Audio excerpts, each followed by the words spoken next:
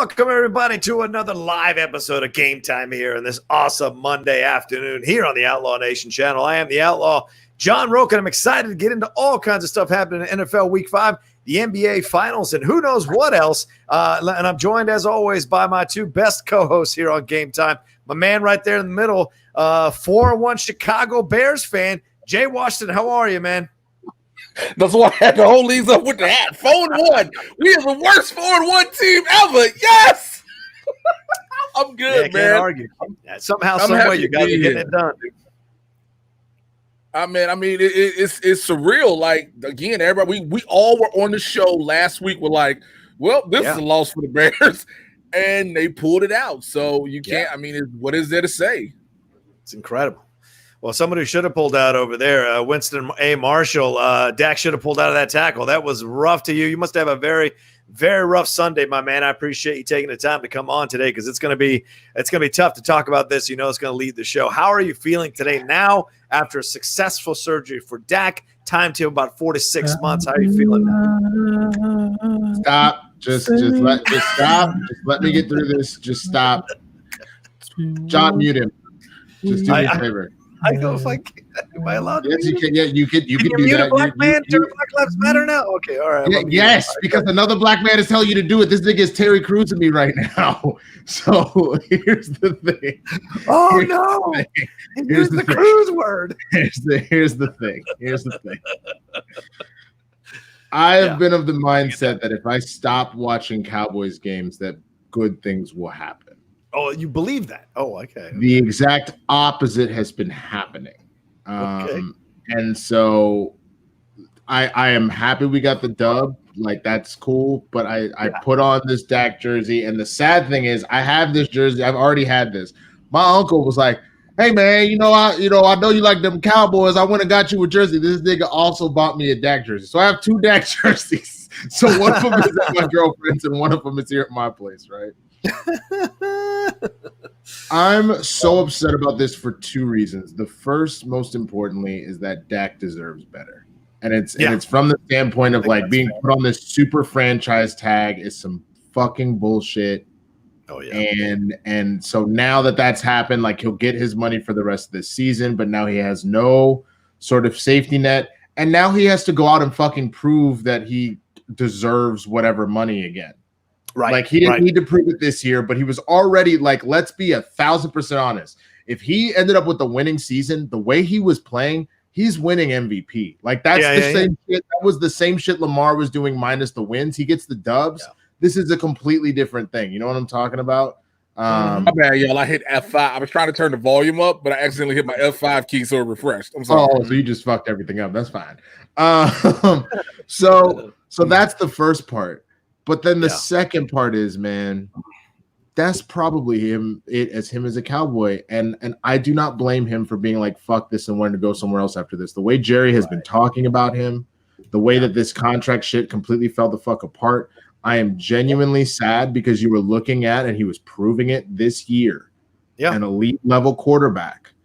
And it's what we've prayed for and wanted. Like, he came out balling when Romo got hurt his last season. And we were like, this dude is going to be the future. And then Jerry Jones, like, that whole, what's that meme? It's like, this could have been us, but you'd be playing. Like, that's essentially what he did with Dak. And if Dak leaves, I would not blame him to go to a team that doesn't have so much drama, to go to a team that fucking respects him, to go to a team that fucking pays him. Like, you still, like, whenever he loses a game, he was getting, like, I mean, you're going to get it everywhere.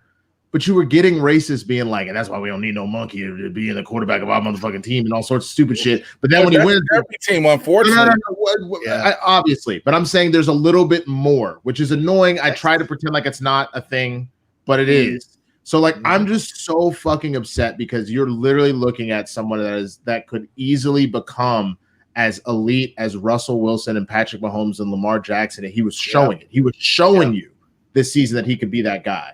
And now it's just in smoke. So like, go ahead, man. Go ahead. My question just becomes, and I agree with you on every point you just made. Where does he go now? Let's say he comes back next season, or like his next season. Yeah. It's weird if you're isn't he locked in for a year or 2 years? No. He's only locked in for the franchise tag. That's okay. the whole point. So I'll tell you right there's a lot to dive into here. Just let's take a moment here. First, let me remind the fans as we start the show here, Streamlabs and Super Chats are up. You got a lot of questions. You got things you want to say. We're going to comment about everything going on in week 5. We're going to start with this Dak injury, get into LeBron, and hit that Atlanta story for just a little bit, and then roll on into the rest of the NFL stuff. But please, send in your Streamlabs, send in your Super Chats. You know this is how I pay these two gentlemen. This is also how we survive as a channel and as a show. So if you can't support, at least hit that like button. And if you're watching it later, leave a comment down below. We're going to have some fun today, even though we're starting out a little bit with some sad news on Dak. We're going to have some fun throughout the show. So please send in Streamlabs and Super Chats. All right, go ahead. And the address is above Jay's head or down in the description of this video. Go ahead, Jay, or Winston, what you were saying about where he might go.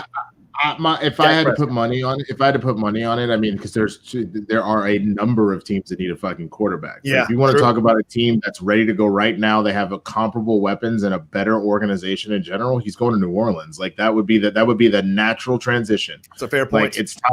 It's Breeze. This is Breeze's last season. Like that, I can't believe that Breeze would come back again after this season. He's doing okay, but like it's been about that time. Yeah, and so. You don't necessarily have the word out on Jameis yet. It's been very hit or miss with Jameis his entire career. They have not committed to Taysom being that new quarterback. Why the fuck wouldn't you go not only stick a dagger in a team that Sean Payton has gone on record multiple times and been like, yo, fuck them for what they did to my ass after Parcells left and shit. So why wouldn't you go and take our quarterback? Then you've already seen he's got that elite level. Give him Michael Thomas, Alvin Kamara, arguably better than Cooper and fucking Ezekiel Elliott, and then give him all those other weapons that they're developing down there, and then a solid defense, not a great defense, but a solid defense. That's an automatic win right there.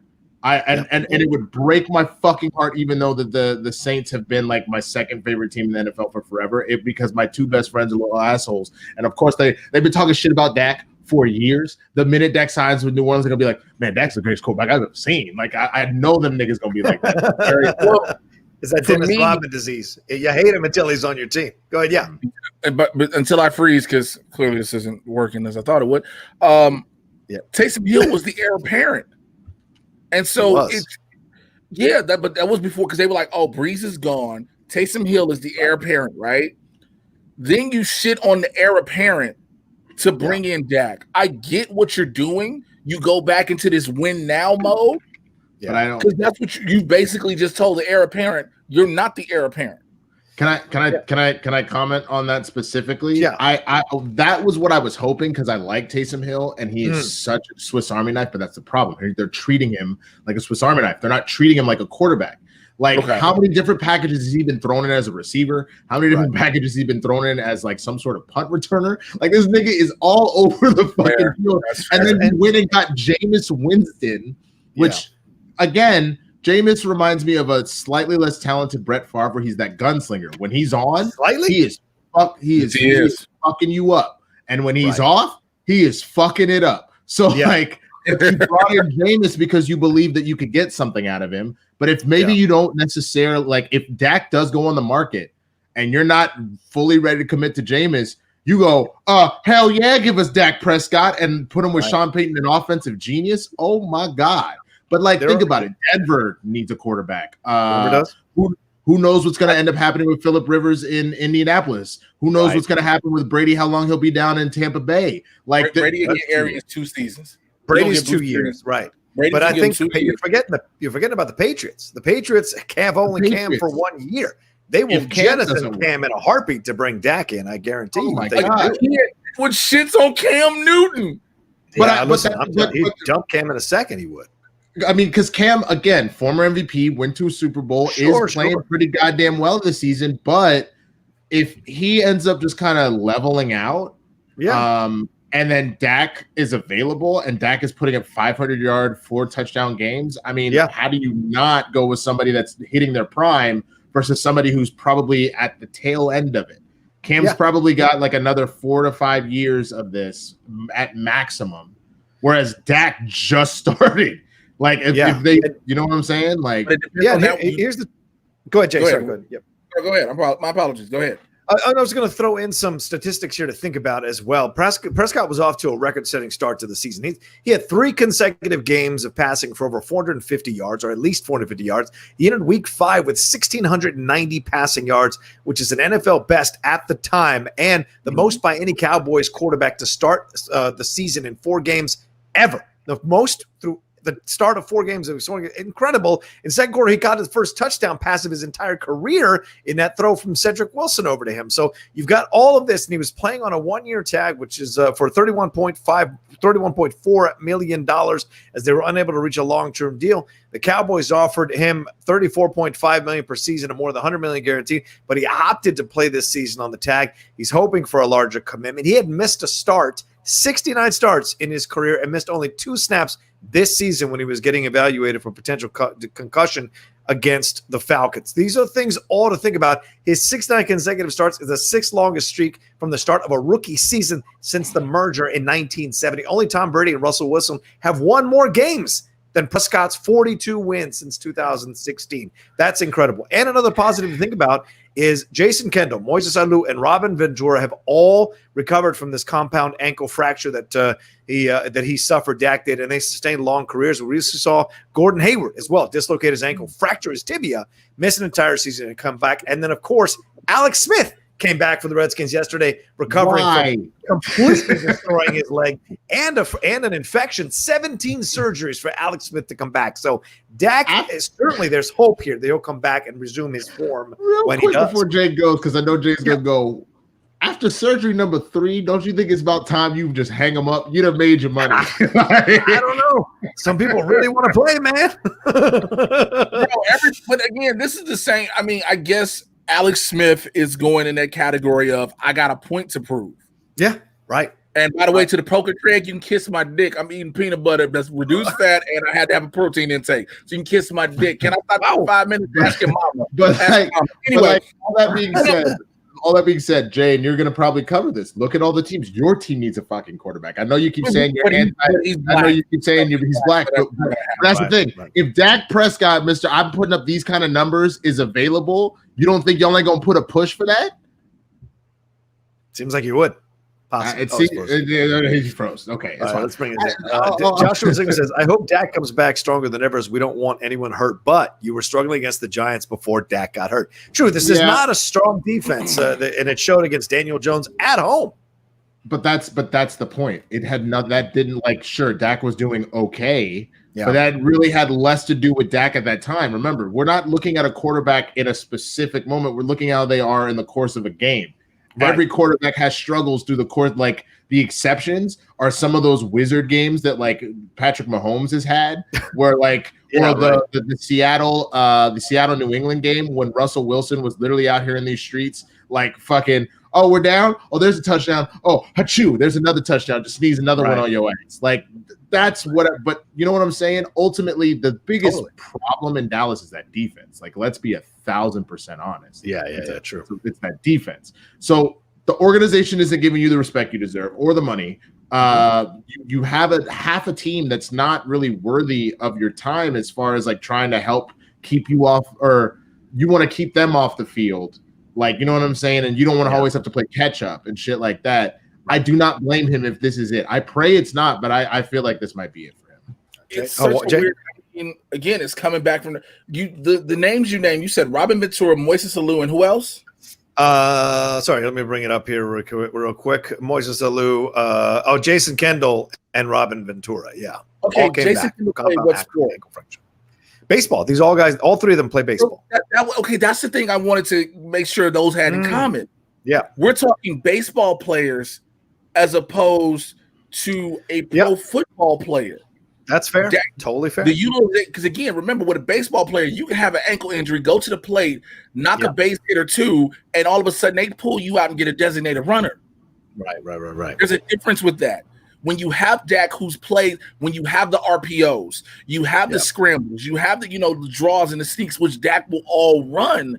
We're talking about what is his rehabilitation period on this ankle with this injury. Luckily, it wasn't a compound injury. So there was no protrusion of bone through the skin, for those who don't know what that means. Luckily, it wasn't that. But this is one of those. Yeah, we know what Dak was doing, and the numbers don't lie.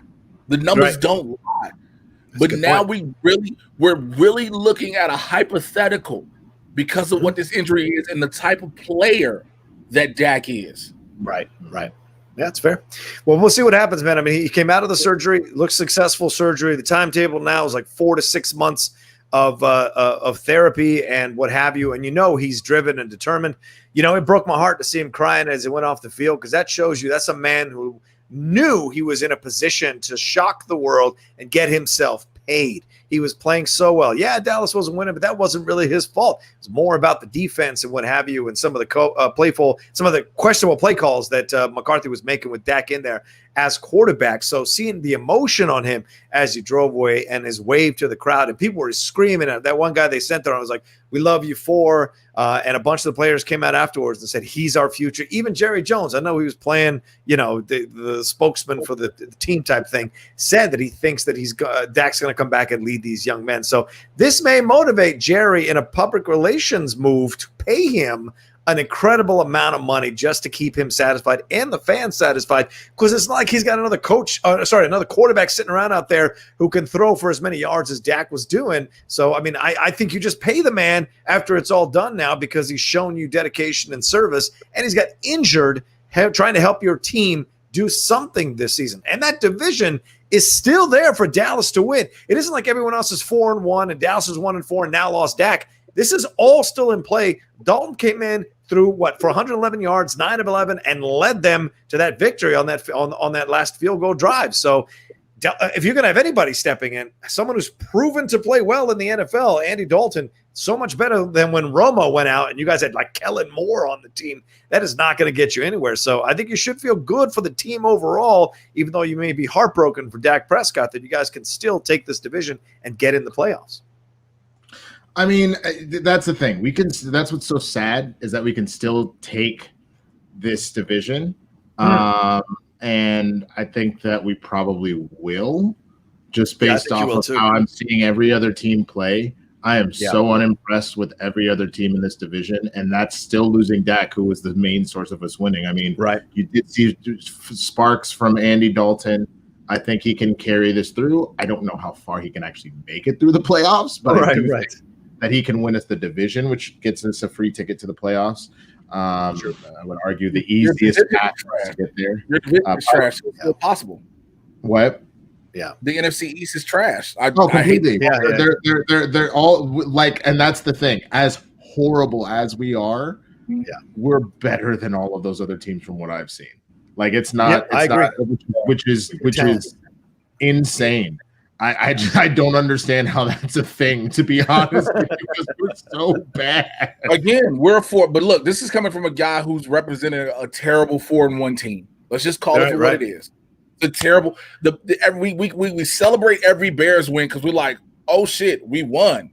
Right. But again, when we look at what the team is, when we're looking at the structure, when we look at how they play, again, how they played offensively and defense was slow on Thursday, dude. It's fucking terrible. Like, if we make that little skirt into the wild card or playoffs, being able to skirt games like this, it doesn't mean we're going far. We're a first round elimination at the rate we're playing now. Maybe that defense years, though, Khalil Mack was all in Brady's face that whole time. So sometimes that's all you need. Ask Trent Dilfer. He rode that defense to a Super Bowl title. I understand that, but at the same time, the Bears have never been predicated on one person in the defense. True. It's the defense as a unit. So you need Akeem Hicks to consistently step up and stop getting stupid penalties. You got to have that secondary more than just Kyle Fuller doing things. You need to have that defense be this defensive package, this monster that the Bears are known to be. Right. Well, we'll get into all that in just a second. And Winston, one last thing, and I know it's heartbreaking to say. I mean, this team was already snake bit with injuries to start the year. Then you had Dak go down, and now it looks like they're reporting on ESPN that Dallas defensive tackle Tristan Hill has suffered a torn ACL, maybe out for the season as well. So that is it just keeps adding upon adding. I don't want people to. I'm gonna tell you right now, I don't want people to get sick and die. I don't wish any of that at all. COVID, take the season away. Just take the season. Just if it's NFL, take the season. Just wipe it out. That's why Winston been. I don't know if y'all know this, ladies and gentlemen. Winston Mark, between the three of us, our text thread, Winston and Marshall has been the most. Look, just cancel the whole fucking season, please. Just cancel the fucking season. Just cancel the season. It may get canceled on its own. We'll get into that a little bit later, the COVID stuff. So it's certainly possible for sure. Let's move on to a little bit more fun. So keep sending in your Streamlabs and Super Chats. I got about 3 of 4 of Streamlabs I got to read here in just a second, but I want to get through this story next, kind of pick up the spirits a little bit out of this, and we'll see what happens with Dak Prescott. Certainly all of us, especially Winston A. Marshall, send our thoughts to him and his recovery and hope he comes back even stronger than before. And Jerry Jones, pay the man, and you worry a little bit, and you hope he gets if he gets any down days, you hope he's got the mental health support that he needs, with his brother committing suicide earlier this year. It's been a very, very tough year for Dak, and fuck Skip Bayless. Skip Bayless. I was literally, he was kiss my ass for trying to, like, you care about that motherfucker. Something about this? He did. He tried to act like he was on. Yeah. Yeah, he went on Twitter trying to act like, you're such a strong young man and blah, blah, blah, blah. Everybody was like, motherfucker, 2 weeks ago. I hate that I used to like that fucker. Yeah. Just because there were some qualities I knew he loved to push buttons, but there were some qualities where I was like, you know what? I don't mind it, like him being a Cowboys fan and stuff, like it is what it is. Yeah. But the more I look at how he had been harassing LeBron, the more I look at how he was harassing Dame Dalla, and watching what he did just now to Dak with his brother, I can't. I'm off the Skip Bayless train, bro. I'm gonna hit skip every time I see Skip from now on. That's all I'm telling you. I'm off his and what's Skip. Also, I don't need to see Stephen A. Smith in his sweatshirt talking about this injury. Like, I just didn't. Don't make yourself the story. The story is the story. Don't make yourself the story. What did he wear? He was wearing some Nike sweatshirt. And he's like, oh, man, I feel for Dak. I feel for Dak. I was like, shut the fuck up, man. Shit. $6 million. You don't do 2 shits, man. All right, let's move on to the NBA. It happened. We're going early with the NBA. We'll swing back to the NFL, but we got to start here. We got to put it at the top of the show here with LeBron James and the Lakers winning the NBA title this year. It was issues with COVID. There was a long break. They came back really powerful with the social justice representation across all the teams here. And a lot of people predicted LeBron James and the Lakers would really have a great shot at winning the title from the beginning of the season, with him and Anthony Davis running that two-man game over the entire league. And they got it done finally on Sunday, 106-93. Beating the Miami Heat, a tough Miami Heat team. But go ahead, yeah. I was just going to ask, you're not going to bring up the Friday's game first? Because I think that tells a lot of this tale of what just happened. Yeah, I was going to circle back to all of that. Yeah. LeBron James, don't worry. LeBron James had 28 points, 14 rebounds, 10 assists in this one, and he got his 4th Finals MVP and his 4th ring. Anthony Davis, 19 points and 15 boards. But unfortunately for the Heat, Jimmy Butler only had 12 points on Sunday, and that's because he gave everything he could, as Winston was mentioning here, in Friday night's game. 35 points, triple-double, dragged that team to a victory when they had broken out the Mamba jerseys and broken out that trophy and thought they were going to celebrate early on the Heat. The Heat came strong and Jimmy came strong. Unfortunately, they just didn't have anything left in the gas tank on Sunday. It looked so evident that Jimmy couldn't do it. They went small ball on the Heat, and they just couldn't hang by the end. If Jimmy ain't hitting the shots, there's not a lot of people that are going to step up on the Heat that are going to make as many shots as Jimmy was, especially in the finals. So overall, you got to tip your hat to the Lakers, tip your hat to LeBron. They got the job done, but the Heat were a game team. They just didn't have enough bullets in the gun to take care of business here. All right, gentlemen, what do you think overall about this? And of course, they dedicated it to Kobe and to Gigi, who passed away, of course, unfortunately, that helicopter accident. What do you think overall about this Lakers team? Will this be a team that people speak about in any way, shape, or form as like this great team, or have some kind of legacy, or did it feel like a team they bought and paid for, got the title, and then moved on? Like, what do you guys think? Sir, because I'm gonna be the biggest hater ever once I talk. So I'm doing like Chrissy Teigen right now. Okay. Because here's the thing. I got it. All right. I know you're gonna unleash, and here's the thing. I think this is a solid team, but if you put them up against some of the greatest championship teams that we've seen, including in the past few eras, like, come on now. If you put like the Warriors that just finished that dynasty up against them, not the Warriors of the shell of the Warriors we saw this season, but the Warriors, mollywop them. Not even like it would be a good game, but like it literally took LeBron always having two other major superstars with him to try and take the Warriors out, and he only got it done once. Yeah. You know what I'm saying? So now, do not get me wrong. I do think that they are the best team in basketball this season. I don't think that has been missed. You got to see the holes in the Clippers. That's why Doc Rivers is gone. You got to see the holes in the 76ers.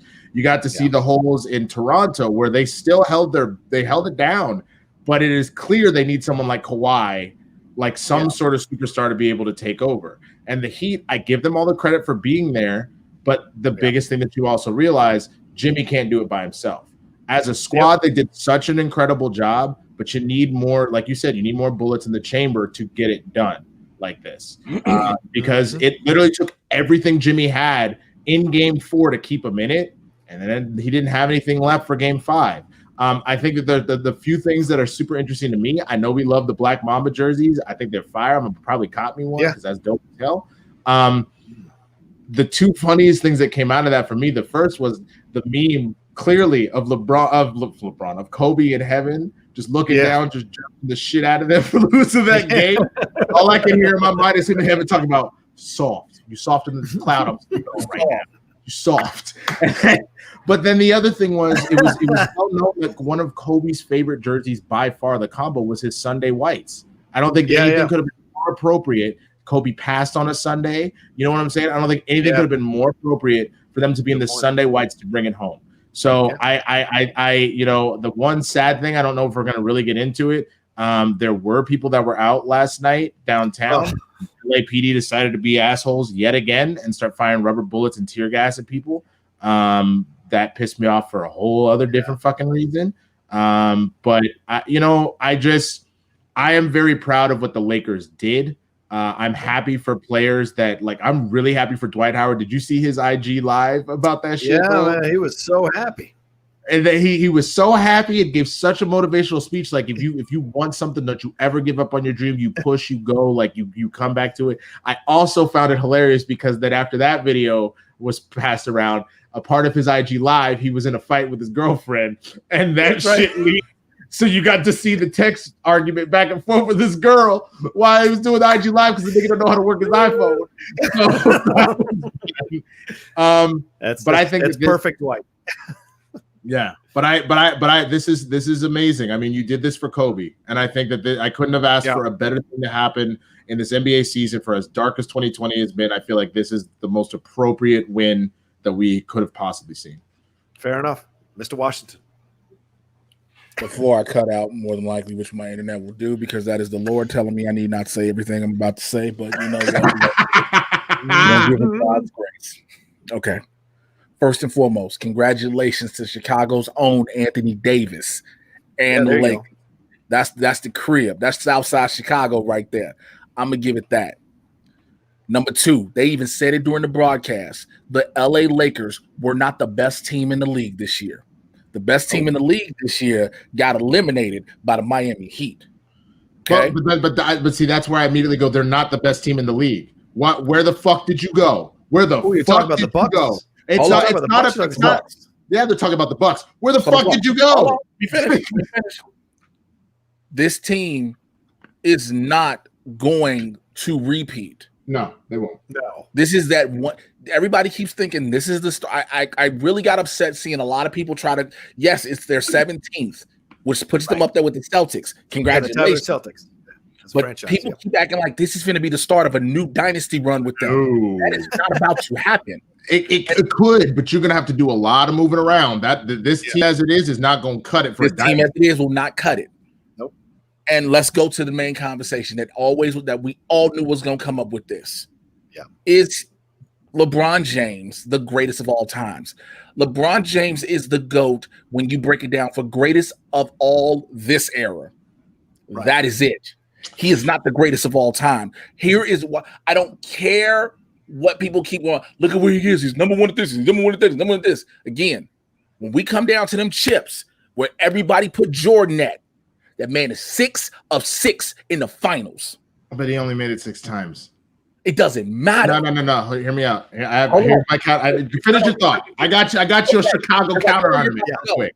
I got some thoughts on this. Also, Jordan did his 6 with one team. Kobe did his 5 with one team. Okay. If you're going to compare him to anybody, try to compare him to Kobe, but don't put him on that Jordan level. LeBron had to move around. He became that filler piece for other teams to win.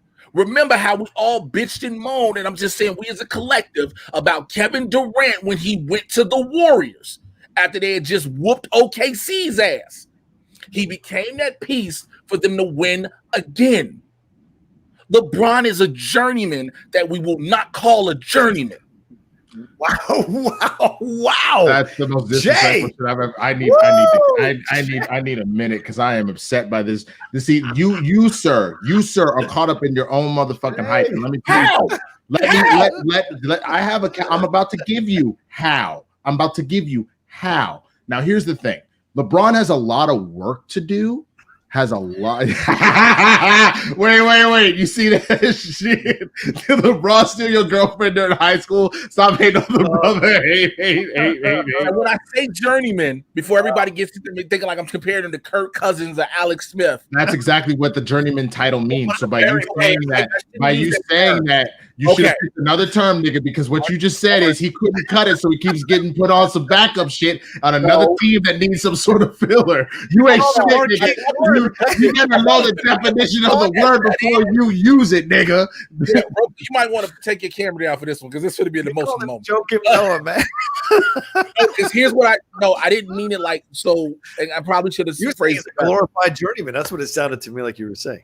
Because LeBron, he's literally said in the speech, and I felt like I just couldn't get over that hump, so I had to go here. And you were over that hump, but then you're like, well, I'm going to go give my team, my home city, a championship, which he did after they finally put pieces around him. And then you go to LA because you say, oh, I want to bring this franchise back to glory. Mm-hmm. You're telling me when LeBron is saying that he knows he cannot stay at one team and acquire all his championships there, no matter what. Well, he can't. I hear what you're saying. Stop it. Let me finish. Stop it. Right. Shut the fuck up and let me talk. I was quiet. I need to correct you real quick, sir. There's a couple motherfucking things. Oh my God, I am so mad. I am so upset. First of all, you had a competent. I'll tell you why. Because you're not using logic. You're just going off of emotion, and that's the problem. Let me tell you. First of all, what kind of organization did Michael Jordan have in the Chicago Bulls? He had a competent organization. Say whatever the fuck you will about the fat boy that brought them people in. He brought them people in. He brought him Scotty. He brought him Kukoc. He brought him Rodman. He brought him Kerr. Guess what didn't happen up in fucking Cleveland? They didn't bring shit for that nigga. So he said, if you ain't gonna do shit for me, I'm gonna do it for my motherfucking self. And he went to Pat Riley. They went to the finals. They went. His first round. Yes, but they did not give him enough shit to get it done. That was LeBron will by himself to get there. Go and look at the motherfucking tape. That's the same shit that Allen Iverson did, where he willed them to a fucking finals and was outgunned by Shaq and Kobe. Stop playing the ignorant fool on this shit. So that's the kid went to 2 finals. So yeah, that's what I'm saying. It wasn't enough. He had to go to fucking a competent organization, team up with Dirk, and make shit happen. So that's the first thing. They were not getting it done as an organization. So he said, "Fuck this," and I'm gonna go find an organization that will. Mm-hmm. So he went down there, learned some shit from Dwayne Wade and Pat Riley. They had to go. They went and got Chris Bosh and shit. They put that team together. They still didn't even get it worked out right away, but he figured it the fuck out. He learned how to become a champion. Then he said, I want my city to have a ring. And what did he do? He went back and he said, I learned some shit. Let me show you your goofy ass how to do this. We're going to keep Kyrie, trade this nigga real quick and go get me, because they remember they had Andrew Wiggins. They said, trade that nigga. Get me Kevin Love, and then we'll get the other role pieces we need. He did that because he knew how to become a champion. Then he said, I'm done. I got you y'all shit. I'm ready to set off my next career. I'm taking my ass to Los Angeles. Did LA have anything? Fuck no. They had all them young kids that couldn't get it fucking done. And he went to LA and said, we're going to fucking make this happen. He was like, let's make it happen to go get Anthony fucking Davis because I think that's what we need to make it happen. He put that shit together and he got the ring. He's been to 10 finals. He's been to 10. Now, there's a lot he has to do before he can equal Michael Jordan. There's a lot he has to do. Shut up for a second and let me finish. There's a lot he has to do before he can equal Michael Jordan. In my opinion, he has to get one over Jordan. He has to get 7 rings. That means he needs to win 3 more before he retires. That's the first thing that has to happen. Because then what you're telling me, at the very least, he has been to 13 finals. Call Michael Jordan and tell him how hard it is to get to a fucking final. True. Ask him how Michael Jordan did when he left for the fucking Washington Wizards. He decided to retire and come back and did not come back and get to no more motherfucking finals. Okay? So I need people to understand, yes, I love your little perfect 6 for 6 every time it was in the finals. I get that. He didn't go to the finals a hell of a lot before, and he didn't go one goddamn time after. So I need you to understand if he gets to the point where he has more rings than Jordan, he more than has earned it. That's what I'm saying. It's going to take up to that. I will not give it to him until he gets one more than Jordan. But if he gets one more than Jordan, he has more than fucking earned it. Period. End of discussion. Key word. So the key word and the optimal word in your entire fucking statement is if. And that's not going to happen. Okay, we'll see that now. People didn't say he was going to win a ring with the Lakers. They were like, yo, he's going out here. And after seeing what happened, they're like, well, he's just going to go out here and just fucking be in the playoffs and never make it. Here, just sliding in between these two gentlemen. It is a difficult conversation to have because there are so many factors to both situations, right? You could argue Jordan had to struggle and fight through a way tougher East than LeBron did. LeBron essentially beat a bunch of patty cakes every time he got to those finals, which is why he didn't have a team that was worth it to win those titles because the West was a tougher conference at that time and kept beating every one of the teams that he brought to those finals until he went to Miami and got help with Dwayne Wade and Chris Bosh. And the thing is, that's the situation. But I also give credit to LeBron because LeBron was in a different NBA than Jordan was. He had to navigate it differently. Now, the Spurs did their thing. They had Popovich. Tim Duncan played five. Nobody talks about Tim Duncan in the conversation either, which drives me nuts. He has 5 rings, 5 titles. He did it all with one organization as well, but nobody talks about Duncan in the greatest of all time conversation. Just gets forgotten. Like Bill Russell gets forgotten. He played for 11 titles. He just gets forgotten. But it's LeBron versus Jordan right now. And the thing is, I just think there's 2 different situations because you could argue Jordan could have won 2 more titles if Jerry Krause and Jerry Reinsdorf hadn't fucked it up and let him play out and get more people and surround him with more people. Then what did he decide to do? He made the decision to retire. Right. He then made the decision to go to the fucking Wizards. So, and he was a terrible executive, which is why Charlotte or whatever city they're in now, the Bobcats team can't win shit. The Hornets, because he's a terrible owner and a terrible GM. He's just terrible at it. He sucks at it, but he's got the money and no one's going to tell him no. So this is the thing. So both sides, I give credit, all kinds of credit to LeBron. I think he inched closer to eclipsing Jordan by winning this title with the Lakers. And now he's got 4, been to the finals 10 times. Not an easy thing to do. You're absolutely right. No matter how lucky you are sometimes, it is tough to drag a team to the finals. And Jordan doing it the way he did it. But there's just the reason I'll always give it to Jordan is because Jordan was an actual alpha killer. And I think LeBron is too much of a passive-aggressive social media guy than Jordan. But other people say, well, Jordan was bad to his teammates. LeBron's not bad to his teammates, but he saddles teammates with these old carcasses that he drags from team to team. You know, J.R. Smith celebrating the title drove me insane. Bro, you were sitting on that bench. Your butt got more playing time on that bench than you did on the actual court, but you got a ring. So these things he does, he's loyal to the people who are loyal to him. So you got to give him props in that way. So I just think I don't think you can fall. It's an old personal decision. I don't think there's a objective 100% right way to go on this. I think it's all what you factor in. Oh, Jay's, it's all what you factor in to be important to you to decide who the greatest of all time is in your mind. I think what we can't do, and this is the issue. Here, I know you are. I'm just saying. I think what we can't do. We can have this discussion about where this is going. You can't. Yeah. You cannot definitively have this discussion until LeBron is done. It makes no sense. That's fair. That's absolutely because LeBron continues to show up and show out, and that is something that needs to be proved, pointed out. How many years did refresh me? Because I'm sure you gentlemen know. How many years did MJ ultimately end up playing? Started in 84. 12. 12. He played 12 years. Yep. And LeBron's doing this in his 12 seasons. So that's what I'm saying. We need to see where this book ends. It is so weird to sit up here and try and because I've already openly admitted LeBron is not close to MJ as far as taking that crown. Sorry, Michael Jordan played. 15 seasons was Michael Jordan, because I forgot about the Wizards seasons, which I hate to remember. But yes, 15 seasons total. 15 total.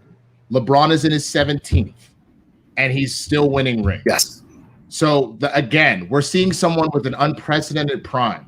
We've never seen someone with a prime like this. This is unreal. So again, but you're not listening to me. I have already conceded to you multiple times that MJ is still the GOAT. It's not a close conversation. But to honestly make the argument that at the end of the day, like I said, he goes and wins 3 more fucking titles, what world do you have to rest on?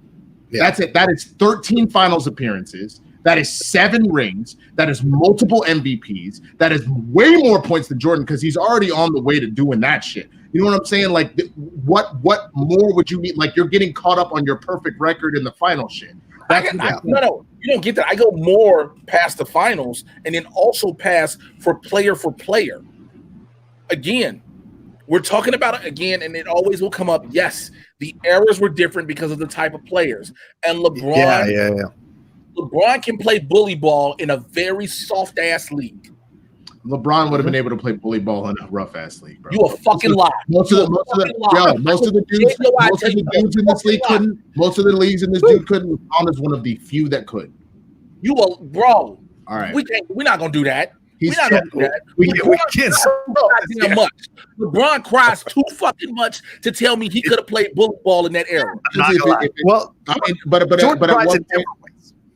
that's also true. But at what point do you not see that this is the system and take advantage of it? I don't understand. Like, you know what I'm saying? Like, that's LeBron cries for the fouls just like Jordan cries for the fouls. Jordan thought he never committed a foul ever, if you call it, and so does LeBron. They both do this face every time to the refs. Every single time they get called for anything. So it's just the game. But I do think the overall energy of LeBron is different than the energy of Jordan. And that is also, and you want to give him props because LeBron has been very clear about the social stances he wants to make, the social issues he wants to speak out on that Jordan didn't, right? It's just a different time, different player. But LeBron is like magic, and I think that's difficult to compare him to Jordan, who is like Kobe. Like Kobe is like Jordan; he is an alpha dog killer. Whereas LeBron is more about making the team better, even if his ego is more larger than anybody else on the team. He is about making the team better. Jordan's about dragging and kicking and screaming to that title that nothing else matters. You'll never catch LeBron getting emotional if they do a documentary on him about how much he had to sacrifice to be number one. Like Jordan, that moment in that documentary shows you how much it took out of him to be there. And I think with LeBron, it's different. It's just different. His team is different. So I don't know. It's just a different situation. I don't know if we'll ever solve it. You know, we would. And honestly, like I said, we cannot definitively have this conversation until LeBron's out. Once LeBron's out, you can pretty easily size it up and go. We saw both of them from start to finish, where they were and where they ended. Then you can have a different, the killer instinct you're talking about. I'll never I'll concede that to you easily. I watched Michael in his prime. I watched the fucking Last Dance. I watched Kobe.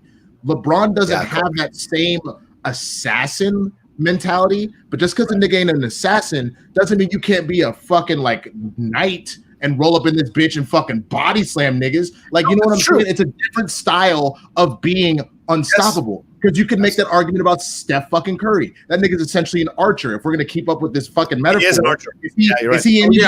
Is he gonna be like Aragorn or fucking Gandalf in this hoe? Hell no. But he will fucking Legolas your bitch up. And the next thing you know, he's taking out a giant elephant rhino, whatever the fuck that shit was. So man, staying on brand with the IG, my man, staying on brand. I'm getting ready for the day, baby. Let's go. All right, let's hit some of these Streamlabs and Super Chats because we are way behind. Corey Scott John says, we say Brady is the GOAT, but he lost 2, but he has more than Joe Montana, who is undefeated. That's true. Thank you. That's true. But I think Brady's a better quarterback than Montana. Let's see. I don't want to get in trouble for that. Let's see. No one took MJ to 7 games in the finals, 6-0. That's fair. Okay. Absolutely. And that's fine. And he also went to exactly 6. Yeah. It's like I said about the dime store Jesus Collins. No, he ain't real till he gets tested, and he got tested against the kid, and the kid took him final rounds, and Collins won. So now respect to Adam Collins. And let's see, get some Streamlabs through here. Wow, we got a lot of them here. Okay, let's get through them real quick. Alex Tournay says, what's up, dudes? Question for y'all. Not comparing players, but want to know what you all think stands above the other. 6-0 in the finals with one team or winning titles with 3 different teams. That feat alone puts LBJ on Mount Rushmore, in my opinion. I think we discussed that. I think Alex, you can decide where we file on that one. Tongue Punch the Fart Box says, I think they can think they can tag Dak Prescott again. It's just sort of a matter of Jerry wanting to tag him again. It might be a good idea to use that on Gallup because I believe his contract is up after this season. Dak could go to the Colts, football team, Jets, Washington football team, the Jets, or Denver, maybe. Gallup, would they put the tag on Gallup? You think? Gallup? Dude, have you been seeing Gallup ball? You're afraid he can leave. You want to keep him. He's arguably a little bit better than Cooper. Like, come on now. Like real talk, that is probably the most lethal, and this is what's so sad. I hope Dalton does come ball out, and not because I want quarterback controversy, but that's the strongest wide receiver core I maybe see in the league, and that the Cowboys Gallup and Cooper is a pretty CeeDee Lamb, Cooper, and fucking Gallup, and that Wilson motherfucker out of nowhere, number 4 receiver balling too. That's fair. Oh, all right. Let's see. John Doe says, when Dak got injured, I couldn't watch any sports the rest of the day, including the finals. This injury hurt, and I have to say it was good to see Jason Garrett there for Dak as well. Yeah, what did you feel about that, Winston? I mean, Jason Garrett coming on the ups. I mean, it's so ironic what happened in a game against Jason Garrett coaching on the other side of the field. Was that so strange? Surreal? I mean, no, because here's the thing. I don't think that Jason Garrett is a bad person. Right, I think Jason Garrett is probably a great person, and I would actually expect nothing less from someone that he ushered this kid in through his rookie career up into where he is now. So I'm very happy to see him have done that. I actually would have been probably more pissed off if I had, because when I saw it, I mean, it was like, oh yeah, Jason is with it. Thank God he went out there. That's good. If I had thought about it later and he hadn't done it, I'd probably been like, oh, this motherfucker. You know what I'm saying? So I'm glad that he fucking did that. Later, bitch. Oh, this motherfucker. This clousy clapping motherfucker. He out here just clapping and shit that got hurt. The fuck? You know what I'm saying? No, the only beef I've ever had with Jason Garrett, I just don't think he's a very good coach. That's my issue. So I am very happy that and I would have expected him to be out there. Cool. You know what's always fucked up when you see a major injury happen? Yeah. It's you see for I get under. Damn, Jay. Damn, we were so close. He was so close to finishing his point, Winston. He was so close. It was so close. Because I have a question, because people love to bring up the 6-0. If we're just still talking, we need to kill some air for Jay to come back.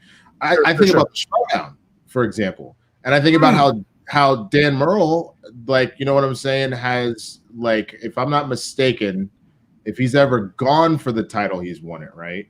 Or no? Yeah, every time, yeah. Every time he actually went in to win the title, he won it.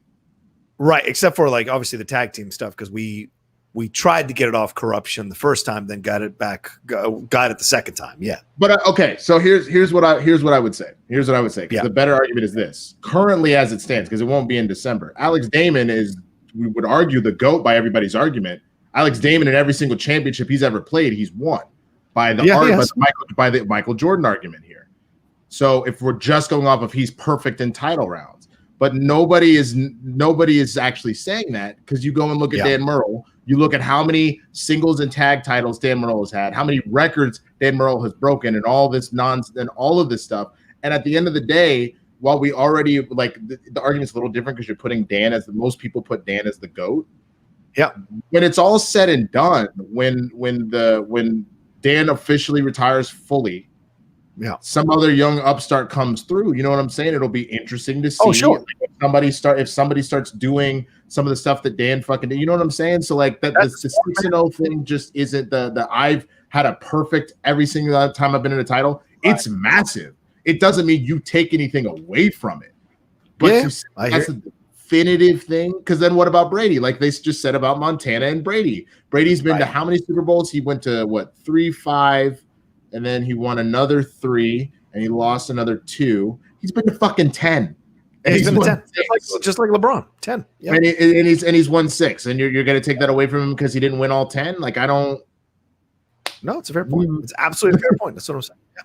All right, let's keep going here. And when Jay comes back, I'll throw him in. John Doe said, "Oh, sorry, where are we at?" So sending love. Oh, AZ Badfish said, "Sending love. Really enjoy the show. I don't have anything to add. I don't follow sports too closely. I'm just over here crying into my New Day shirt."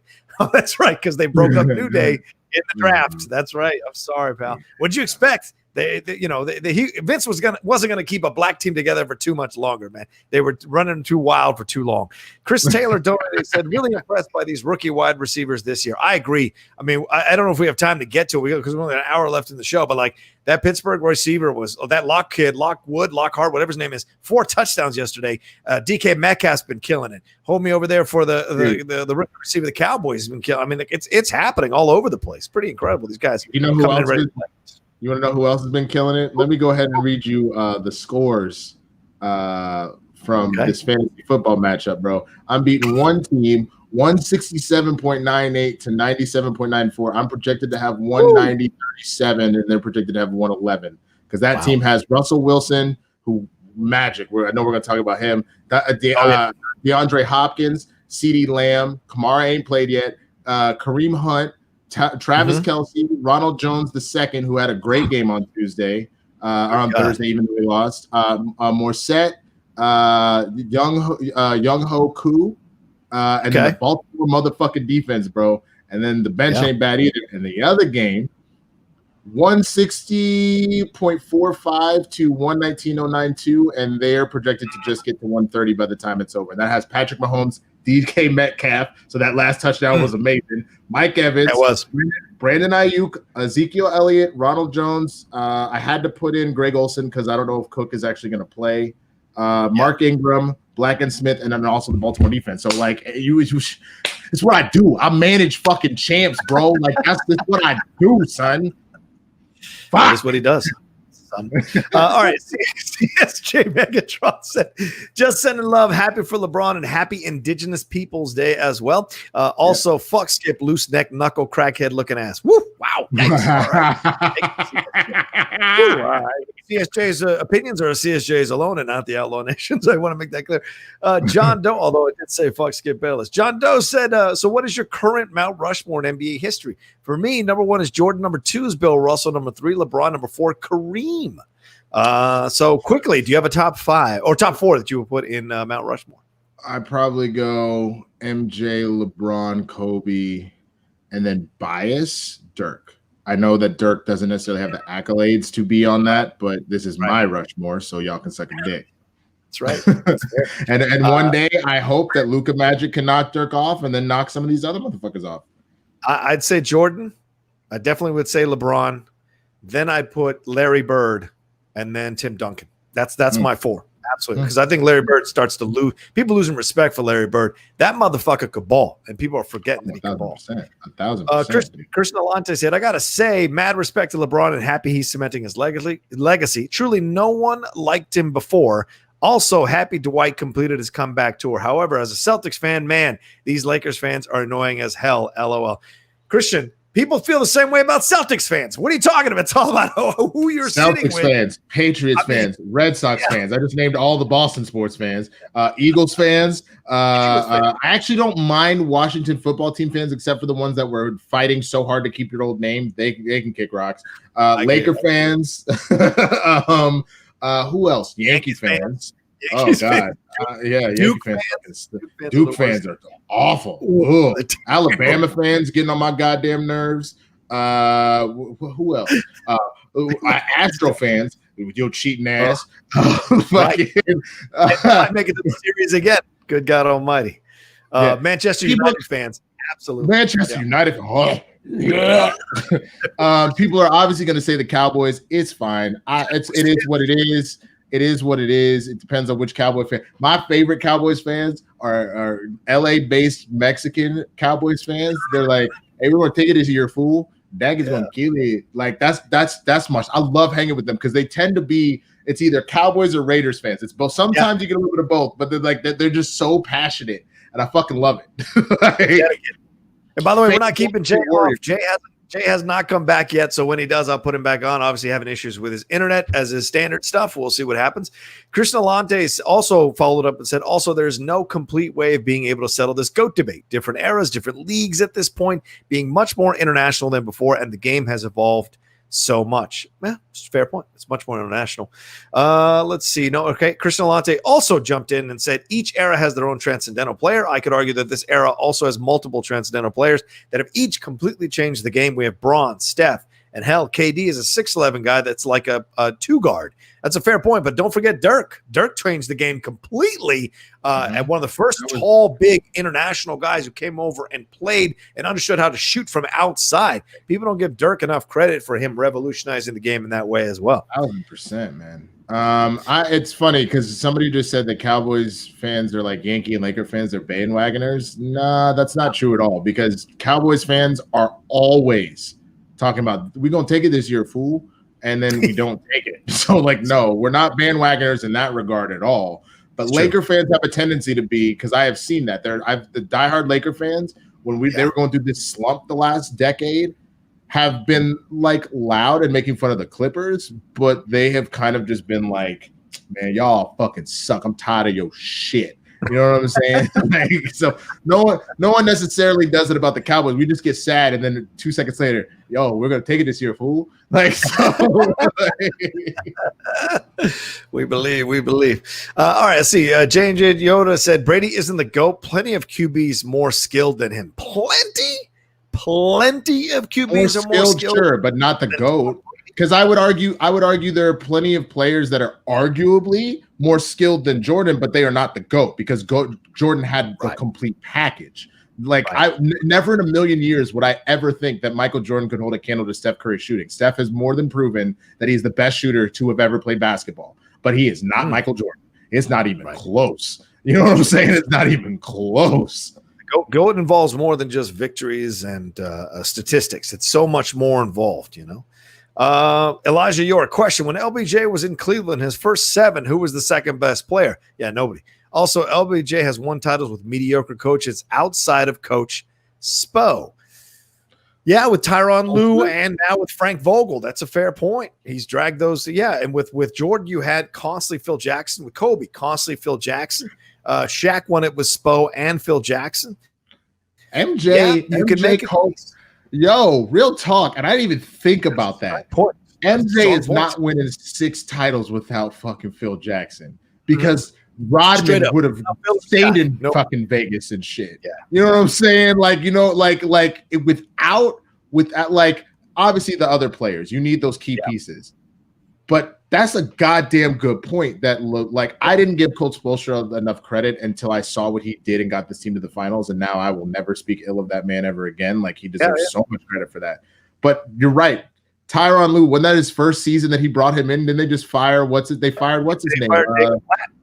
They fired Blatt, and he won it there. And then he came out here and brought in Frank and was like, nah, nigga, I got this. So he literally was a player coach and won these titles, bro. Oh, yeah, this is not an incredible coaching masterpiece from Frank Vogel. This is all LeBron, and then Vogel was along for the ride. Don't get it twisted.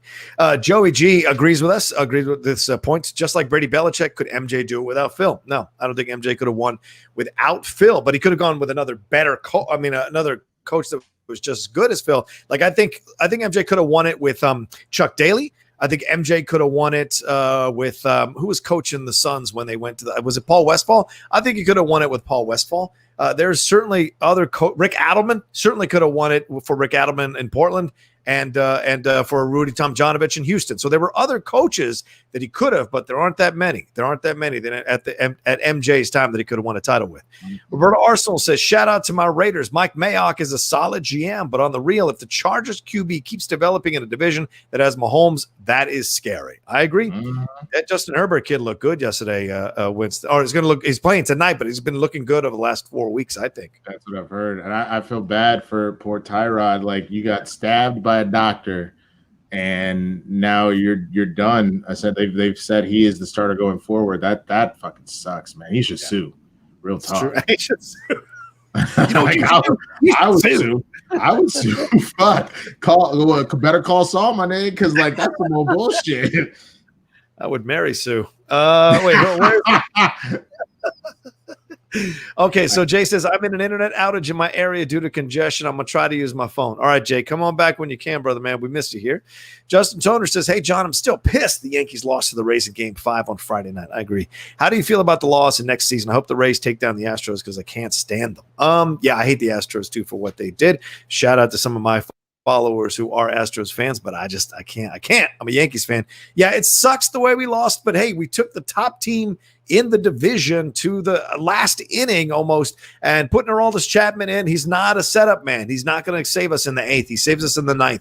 So I hope Aaron Boone and the Yanks do a little better job finding setup men who can pitch from 6th to 8th inning to get us in a better position to win a title next year. We're only going to get better. A lot of young guys really stepped up this year. So I am nothing but looking forward to what next season will bring. And we're ahead of schedule with the guys we brought in as far as we got. We're ahead of schedule. So just giving you my 2 cents there on the Yankees. No, for sure. And the Rays. I forgot Sherry. What? You got scared? You lost your dog or something? Well, because I heard tap, tap, tap. I was like, what the fuck is that? I forgot she's having a dream. So she's doing that thing where she's like, and then like, I guess something happy happened in the dream because then her tail just started wagging for no reason. Oh, all right. Driven over and rushed in. Motherfucker. Here we go. Here's Jay. All right. We got him back. We got the Urban Gladiator back. Hello, Jay. So the internet went out in the area? Yeah, it's a congestion in the area, so it's called a major outage. So it really is terrible. Yeah, dude. I well then let me cross my fingers because I'm not that far from you. It seems like these outages have been far enough that if one of us is down, it's not both. But let's just hope it doesn't. Oof.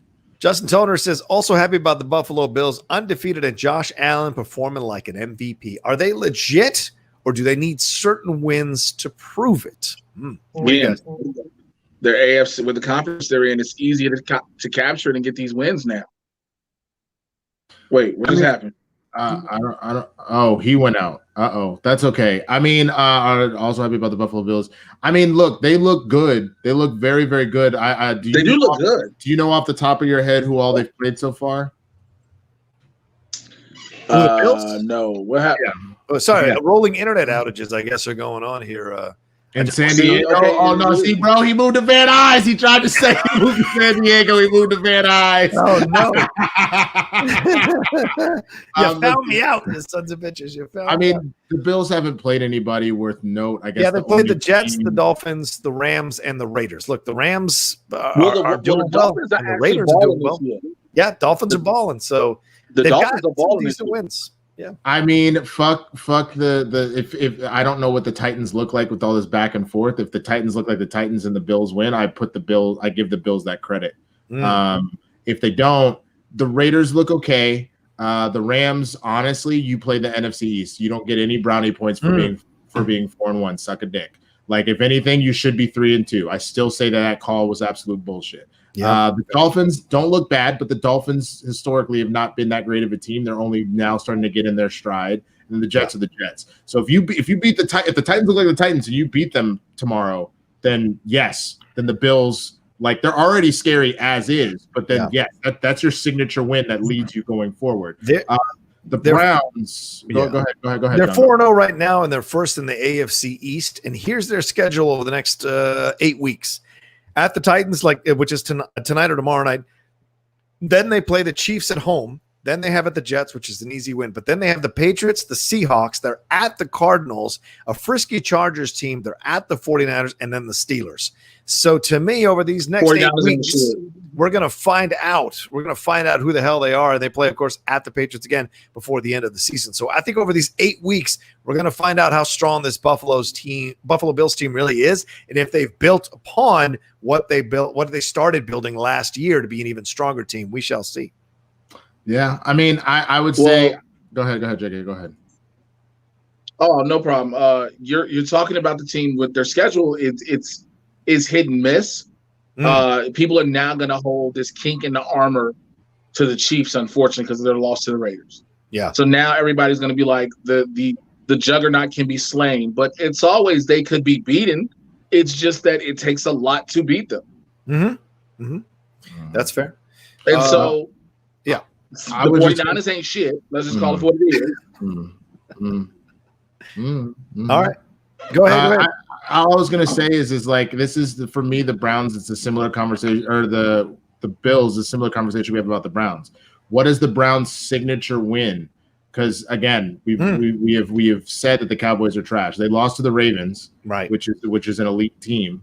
But then they beat the Bengals. They're working with a rookie quarterback and shit. They beat Washington, which is not good. But there's Dallas is not good. And the Colts, they had a good win yesterday against the Colts. But the Colts, they're kind of mid-level at best. Mm-hmm. So if they can come in and ball against the Steelers next Sunday, then you've got your signature win. Now that's a team that you are like, fuck. Like you still respect the record. It's still 4-1. You're still professional teams. But where's your signature win? The one good team you played, you got your ass whooped. Yep. So they're at the Steelers. Then they play the Raiders in a couple of weeks. Then a little bit later, then they play the Texans after that. Then they've got the Titans on December 6th, and then the Ravens on December 14th. So, which is not that far away, ladies and gentlemen. We're about to walk into November here. We're about 2 weeks away from November. So it's moving fast, the season. Chris Taylor says they broke the New Day up because Big E is getting pushed to the main event scene. Yeah, I guess. It was still heartbreaking to see. Well. So here's the thing. They split them up. They didn't break them up. Right. True. So they're still the New Day. Right. They're still the New Day. They're just on separate shows. Also, they're pushing E, but this may just be experimental. The only reason they can do this now is because they're not traveling. It makes it a whole lot easier. Yep. That's why they split up. That's why they're about to split up the Usos. And they split up heavy machinery they don't give a shit about. But because they're not traveling as of right now and everything is just Orlando, it's at the Amway Center. You can still travel because they normally don't split up married couples. So with that being said, the Street Profits are going to SmackDown, and I would not be surprised if they do a funny sketch with the Street Profits and New Day literally handing off each other's tag team titles. Fair enough. Because Street Profits are going to SmackDown. Yeah, no, I did. Jesus Christ, I did move to San Diego. See, don't start that shit, Winston. People are gonna believe that. Why? First of all, you don't want them to know where you are. I was trying to help you out, motherfucker. I was trying to chip them up. I don't mind the city. Right, motherfuckers are gonna be fine. I mean, they don't know exactly where I'm at in San Diego. That's Lindley would fucking kill me. She made me swear. She's like, "Don't you ever say the actual city we're living in near San Diego. I'll kill you." All right, here we go. And I love her, so I got to do what's right. GGM says, will LeBron ever meet or surpass MJ's influence? Accomplishments and competition aside, can LBJ as a legend in and outside the sport and status as the definitive GOAT shine brighter than Jordan's? Jordan was eventually seen above Magic, Bird, and others. I would say, what the hell is that? I would say probably not, but he's given a decent run for his money by trying to move into the Hollywood sphere. So like what he did with the show, what he's done with his political activism, what he has done with social media, like the whole, I know people think it's corny and slightly appropriaty, but like even his Taco Tuesday shit, there's a lot of stuff that he's doing in that regard. But no, he's not going to ever make something as popular as like the way Jordans are. Like people buy LeBrons, but no one's going to look at LeBrons the way that they ever look at just Jordan. Ain't nobody ever going to be in a line overnight for LeBrons. Let's just call that for what it is. Ain't nobody ever going to be overnight in lines for no LeBrons. They've done it before, but not the way that they do for every fucking Jordan. Every Jordan that comes out has a line around the block. And it's not even reissues of Jordan. Right. Even reissues of Jordan. If that is your argument about GOAT, then I concede to you completely. I wouldn't try and touch that. But that if we're just talking purely based off of basketball accolades, we just got to see where his career ends. Just to round that circle. If that's what you were including in your argument, I don't know if you were, then I can't hold a candle to LeBron is mad influential. I stood in line for these, so kiss my butt, Jay. That is 23 LeBron stuff. Those are good shoes too. First of all, I just like to say for the record, I cannot within my whole heart picture John Rocha standing in a line with a bunch of 19, 20, and 30-some year olds. Talking about, man, I'm thinking of LeBron's. I'm going to get LeBron's. I'm going to get LeBron. What color you getting, bro? What color you getting, bro? What combo you getting, bro? Now, I used to stand in line for the Jordans all the time. They were the best. It was the best. But the things that they have, because I'm an old man, I got ankle injuries. Those things hug your ankles like crazy. So those LeBrons are fantastic. I have the LeBron 13s. Oh, 13s. All right. The Velcro ones. LeBrons have never just, and this isn't me being a hater. They just have never looked like good. Like I never liked Kobe, but I don't like LeBron. I just don't like the look up. I don't. Go ahead. No swears by the Kobe's. Kobe 8s. The Kobe 8s. He loves the Kobe 8s. Those are way out of issue, but he loves those things, man. JP Jig Yoda says Usos will probably form a heel faction with the Reigns after Hell in a Cell. They've talked about doing it. You think so? After they just fought, Jay? Okay, Jay. Again? Did you freeze? Yeah, I have. No comment. It's. Oh, he has no comment. Okay. Yeah, I have the Soldier 13s, and I got them Powerline colorways, bro. That shit. Oh, nice. I like that. I respect that.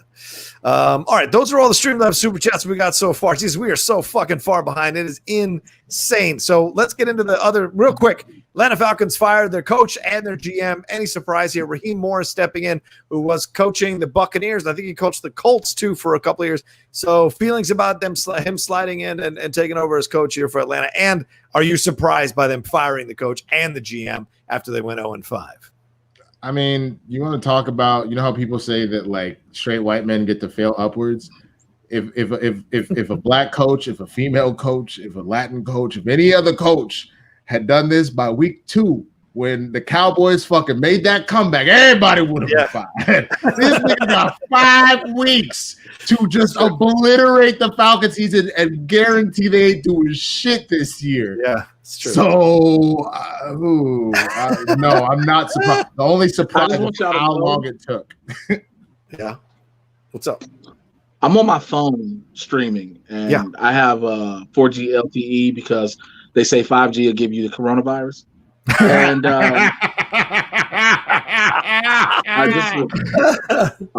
so I just want to say I'm screen recording this because we all sound like we in the middle of wet toaster orgy. It just keep going. It sounds like a transformer masturbating a lot of times. What? The way the internet is going through all 3 of them. Oh, through you, in your ears. Oh, I got you. No, I'm on my phone, and it just sounds like Bumblebee is beating off to Pornhub. It just really sounds weird. They usually complain when they can't hear. Hey, guys, let us know is the sound weird? Is there an issue with the sound? They also fired the special teams coach too. Well, I should hope so. After they should have fired his ass in week 2. Don't touch it. Oh, so funny. All right, let's move on to some of the main stuff. We got about 45 minutes left in the show. The number one thing I want to talk about here is that game with the Raiders and the Chiefs. My God, what a surprise here! Raiders upset the Chiefs in Kansas City on the heels of Derek Carr coming out and saying how he was tired of this team losing. He was tired of being on a Raiders team with all the potential, but they always lose. And damn it, he put his money where his mouth is, and so did the team in Kansas City. With the Kansas City had fans, so there was a stadium. It wasn't the full stadium, but it was somewhat full for what was allowed. They ended up holding them off 40-32. Mahomes did the best he could to try to bring this team back, but he did throw an interception. And Derek Carr played the hell of a game, 347 yards, 3 touchdowns, 1 interception himself. Mahomes, 340 yards, 2 touchdowns. Travis Kelce had himself another baller of a game, 8 catches for 108 yards and a touchdown. But this Henry Ruggs, the third guy for the Raiders, really showed up. Only 2 catches, 118 yards and 1 touchdown. One catch was a 72-yard touchdown bomb. And Aguilar can catch the ball now all of a sudden for the Raiders. Pretty incredible stuff watching this over and over again. I just was so surprised at how they were able to hold off this Kansas City Chiefs team. But you guys know this, being in the divisions that we're both in with our teams. Like sometimes a division rival, did we lose Jay game? So, okay, sometimes a division rival just knows how to play your tune and gets that victory over you. Or you just practice hella hard for that game because you know who you're playing. True. Well, but that's exactly what John was saying. You're within the division. That's why you see sometimes where the fear comes in with the Giants are clearly the worst team in the division right now. And they almost pulled it off. They balled out like crazy crazy yesterday. You play them twice a year. You know them better than any other fucking team. They can. Yeah, but I'm just saying, like, there's certain teams. This is true. You know your division rivals, but there are certain teams you hunker down. Yeah. And you fully in-depth study and plan for. And with a team like the Chiefs, you need to make sure because for the most part, they are still the same unit from the Super Bowl. No, I understand that, but you do know that the Raiders are in the same division. I understand. I'm not discrediting that by any means. I'm not dropping it by any means. I'm just saying it's you're gonna play if you're Derek Carr. And you go and John Gruden, who again people keep looking at him questionable because of the dumbest decisions he's made since he's been there. Right. You got to go in this game. You got to look like somebody because again, you make a statement if you beat the champs. Mm-hmm. So that's what I'm saying. You study a little bit harder. You probably every team that plays the Chiefs are studying even more intently than they would other teams. Yeah, no, I 1,000% get it. I mean, like he still had a ridiculous game. 22 completions, 340 yards, 2 touchdowns, 21 rush yards, a rushing touchdown, a 2-point conversion, and only 1 interception. So he still had a baller of a game. Yeah. And the funny thing is about Nelson Aguilar, I was hoping that if he left the Eagles, he would do better. I just have the mindset that the Eagles have not developed good receivers in a long time. Right. Like the Eagles haven't developed a good quarterback either. Well, that too. So you also people were trying to say that, you know, that it looks less like Wentz's fault. It looks less like Aguilar's fault. It looks more that like you needed to get the fuck away from Carson Wentz. I don't know. What do you think? And was assisting people down. My man just started throwing babies out the window. We was catching them, unlike Aguilar and his miss. Damn! I forgot about that. Damn! I forgot about that. Oh my god! Oh my god! I forgot about that. I completely forgot about that.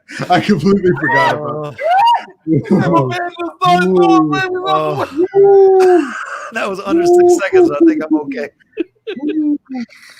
Send me that clip. I will never, ever, as long as I live, forget that clip, man. To totally shade you had nothing to do with you at all, man. Play it again, pure please. hate. Please play it again. All right, one more time. What do you think about Aguilar? And was assisting people down. My man just started throwing babies out the window. We was catching them, unlike Aguilar. He started throwing babies out the window. Yo, Aguilar looked a lot like Orlando Jones in The Replacements, bro. Like he needed some talcum. I will always remember that clip from my man looking straight dead eye in the camera. It's like, unlike Aguilar. Was he in Philly? I'm assuming this dude was in Philly, right? It was a fire. Otherwise, why would you bring it up? The only thing funnier than that is if it's like a dude from like Seattle and he randomly says like, "Nigga, he's not even in your division." Like he's on the other side of the country. You play him like once every few years. Oh, that's so funny. Oh god, that was great. He was just throwing babies out the window and we was catching them. Unlike Aguilar. That's what he did, straight up into the camera, man. Oh, yes, that's true. Fair play to Aguilar. He did invite the dude to an Eagles game. He did, absolutely. So he took it in stride. Much respect to Nelson. But he's killing it for the Raiders right now, man. I mean, he's catching balls for a Derek Carr. So shout out to him, man. Sometimes it's about environment. Look, the Eagles aren't really known for creating a great environment, so let's be real. Especially when you had a receiver who said he'd fight every N-word in the concert. He was at Riley Cooper, that moron. I don't know what team has to deal with. Bro, I clearly been watching too much Harry Potter. I don't know why I turned into a ghost when he said that. I said, ooh. Which also, I don't know if y'all saw my tweet. I just rewatched Goblet of Fire. Why is Moan and Myrtle the thirstiest thought we've ever seen? Harry came to come put the egg under the water. Yeah. And she out here being like, I just want to see your wand. Like, he's like, bro, he's a kid. He's a child. She's macking on a child. She technically, the ghost is technically an eternal child. Like she technically would be 63. Sure. But she died at 13, so she remained 13. But what's weird that someone pointed out the actress was 30 something and Daniel Radcliffe was like 16. Right. That's not cool. And why is the 13-year-old need to see your wand anyway? That's weird on Kyle Leonard. And man, you ain't been in school yet. Like, you ain't go to the right school because I know. No, I didn't. Catholic grammar school, and they was out here showing wands at 13. Oh, fair enough. No, not my day. You had to talk him into it. All right, let's see. What else we got going on here? Oh yeah, do you guys think Kansas is this just an anomaly for Kansas City because they still almost pulled this thing out, or is this just this kind of thing where like they're just going to have to play because every team's going to bring their best? No team is going undefeated really ever again. I like it could potentially happen, but like that was something magic that the Patriots did, and they didn't even pull it off all the way. Right. Again, division rivals are typically your greatest threat, with the exception of maybe the other super powerhouse team. That's the other favorite to win it all. Your division rivals are trap games because they know you. They know you so well. It's true. Yeah. All right, ladies and gentlemen, watching us here, we got 428, y'all. We had 450 at one point, but we've only got 158 likes. Please, for the love of God, swing that cursor over, hit that thumbs up button. Get us over 200 likes, 250 likes. We've got about 35 minutes left in the show. Also, we're a little light on StreamLabs and Super Chats. Remember, this show's only once a week, but we're bringing you quality entertainment to entertain you for 2 hours and make you laugh. Please send in some of these StreamLabs and Super Chats. Send in some strong amount of money to support. I got to pay these guys, so please send in some money and support the show here. I would like to make $250 for every one of these shows so I can pay these gentlemen a little bit of that, not all of that, but a little bit of that. So please send that money in and give us some love here, please, for God's sake. What would you get every week where you have the love of also getting to see all of us, namely me, feel embarrassed as shit by Wi-Fi? I was gonna say, y'all, look, I need y'all to go ahead and at least hit that like button. We got to get up to 200 likes. Otherwise, I'm gonna call Vantage Mobile and tell them to cut off Jay's cell phone. Then he ain't got no internet no more. That's right. No internet. So send in the Streamlabs, send in the Super Chats, send in and yeah, there you go. And if you want to send the Streamlabs, it's right there, or right above Jay's head, or in the description. So send us some love here, people. We're entertaining the shit out of you. Send us some love. All right, let's talk about this. The next thing we should talk about is that Seahawks game against the Vikings. Like, I was looking forward to that game because I think the Vikings aren't as bad as their record tells you, because they've been in all these games tight. But, they had a chance to really upset these Seahawks, and in the end, they couldn't get it done. Russell Wilson throwing that fantastic fourth quarter touchdown to DK Metcalf, the rookie, reminiscent of the throw that's not a rookie. The second year. Sorry, reminiscent of the throw that Steve Young threw to Terrell Owens to win that game against Green Bay. He got clobbered, and he held on to that ball. They got the touchdown with 15 seconds left in the fourth quarter and won the game 27-26 over these Vikings. Russell thrown for only 217 yards, 3 touchdowns, 1 interception. Kirk Cousins, 249, 2 touchdowns, 1 interception. Alexander Madison, 112 yards rushing for the Vikings. Pretty incredible. DK had 93 yards, 2 touchdowns. Thielen matched him with 2 TDs himself, 80 yards on 9 catches. This thing was a great game to watch. It looked like a blowout to start off, and then all of a sudden it leveled out. And in 7 minutes of the third quarter, the Seahawks went up on the Vikings after the Vikings have been winning 13-0. What do you take away from this game, gentlemen? Go ahead, Jay. I always go first. Well, you forget that this is a former championship team, number one. People keep forgetting that. And also, people going to learn. We talk about putting respect on people's name. You're going to start putting respect on Russell Wilson's fucking name. True. He has never been nominated for MVP in no season, not even the season when he won the fucking Super Bowl. That man is trying to prove to y'all, give me my MVP props. Yeah. 1,000%. I mean, there's a couple takeaways from this. I mean, first of all, everything that we were saying before, the Seattle defense is suspect as fuck. I will give you that they have the will of the champion just based on that team's DNA, because that it literally came down to that fourth quarter, 4th down stop. You don't stop that QB sneak or that Dalvin Cook push through, it's over. And they stopped him. So that was huge. The other thing that I think is so interesting, have you noticed how hard DK Metcalf has balled since he dropped that ball against the Cowboys? Oh, yeah. Dude. Have you seen and specifically, he had a moment before that catch because on 3rd and goal, they threw to him. He caught it. The one ref tried to call it a touchdown. The other one was like, no, it's incomplete. And they went back and they said that he wasn't able to hold on to it. Now, mind you, he got clocked like a motherfucker, so it happens. But that's why that 4th down touchdown catch, my nigga said, the whole way fucking down because he was not about to drop that shit again, bro. Oh my goodness. Yeah. Okay. All right. Yeah. Okay. All right. Yeah. He is a second-year player. I thought Metcalf was a rook. Did he go out early against? No. It's that. No, he did really well last year as well. That's why he was on my radar to draft. Okay. I know Lockett has been that guy for a while, but I didn't even look Lockett's direction. I was looking at Metcalf. Yeah, because he's a freak. He looks and moves like Julio, bro. He does not like Julio. The Seahawks have not had a receiver like this, Winston. That's why it's exciting to watch what Russell can hook up with a guy like this because he's had to make it work with Lockett and a bunch of other players that just do not. DK Metcalf is a big target for him too because he's a tall dude. Yes, he's not just your average size receiver. He's a tall, wide receiver. If he had any more size, he'd be a tight end damn near. Like, fam, this is his stats. You know about tight ends, Joe. Yep. Go ahead. This is his stats from a fantasy football perspective for the first 5 weeks. 17.5 was projected at 12.6. 17.2 was projected 12.6. 17 was projected 13.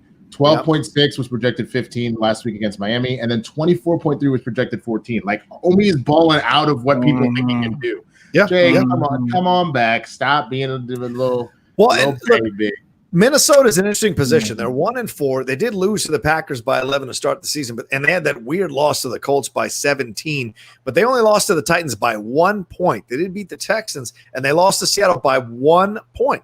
They've got the Falcons. They're at the Packers, maybe a revenge game. They've got the Lions. They're at the Bears. Who knows what you got there? They got the Cowboys, the Panthers, the Jaguars, the Buccaneers, and then the Bears again. So if they turn their season around, Cousins isn't playing bad. He isn't playing great, but he isn't playing bad.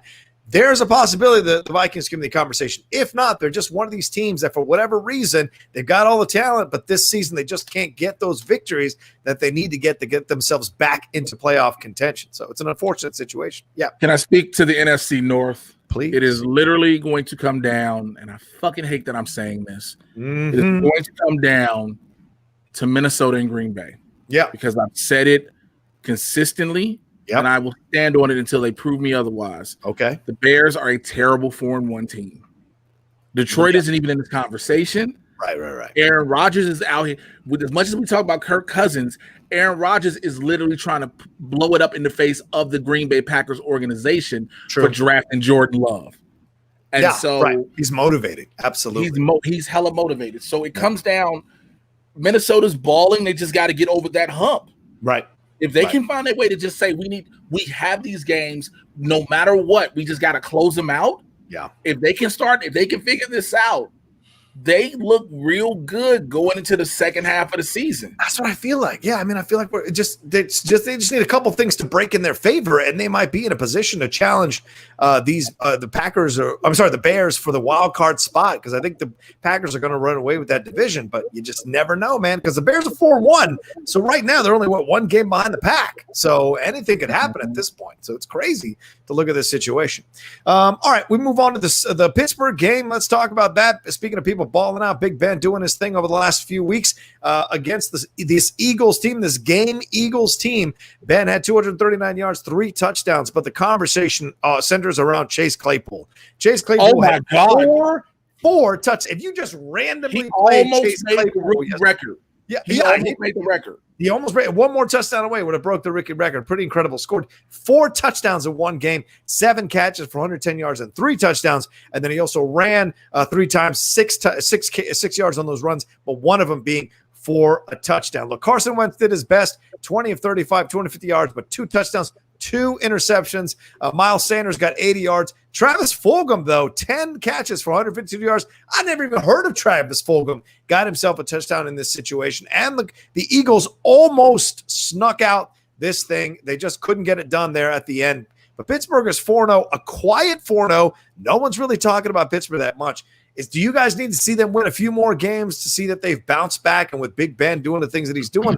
Or is it just so you're just so used to it by now? Let's see what they can do in the playoffs because the regular season, they always make the playoffs. It's the Steelers. So, like, that's the thing. There are certain teams that, like, if they have proven that that's who they are in their DNA, they get an automatic pass. The reason why I don't give the Browns or the Bills that automatic pass, They have not proven to be that team in recent years. So I just need to see more out of it. They literally have a longer length of tape to look at and go, oh yeah, they're good. You know what I'm saying? Versus are they having a slump or are they having like a moment right now? So that's all. I see Matt Thomas out being like, see, I have this running joke because I keep saying that he's good, and they keep saying they need to show consistency. I have said it. You just don't have a signature win. It's coming up. You have your consistent. You're 4-1. The one elite team you played, you got mollywopped. So I just want to see if you beat an elite team and get your signature win, I'll shut the fuck up forever as long as y'all still doing that. Yeah. Jay, any thoughts on the Eagles-Steelers game? I mean, Winston said it best. It's in their DNA. This is what we know them to do. This is what we know for Big Ben to do, who, by the way, still paid off for rape accusations. I still want to make sure y'all bring that up because the way y'all like to throw up everybody else's, especially black player shit, I want to make sure that always stays up. Never will let that go. Never's going to let that go. Everybody's like, well, he was accused. I don't give a shit. He still has rape accusations. Right. That's what they do. That is what they do. Mike Tomlin, I think, he only has a few more legs to. Yeah, he's got them a chip, or did he get him 2? Did he get him 1 or 2? He got him 2. He got him 2. Tomlin got him 2. Right, like Seahawks and like Tomlin got him 2, but Pittsburgh are gonna need to get back to this dance pretty soon. Yeah, one more. Ben's running out of time. Yeah, and Ben, that's what I say. Roethlisberger's running out of time. Like we got it. He's running out of time, so you gotta start pushing this win now philosophy before they have to go back in a full rebuild mode. Yep. Agreed. All right, let's move on to Matt Thomas's section of the show here. The Cleveland Browns doing their thing, beating these pesky Indianapolis Colts 32-23. They did what they could here to hold them off.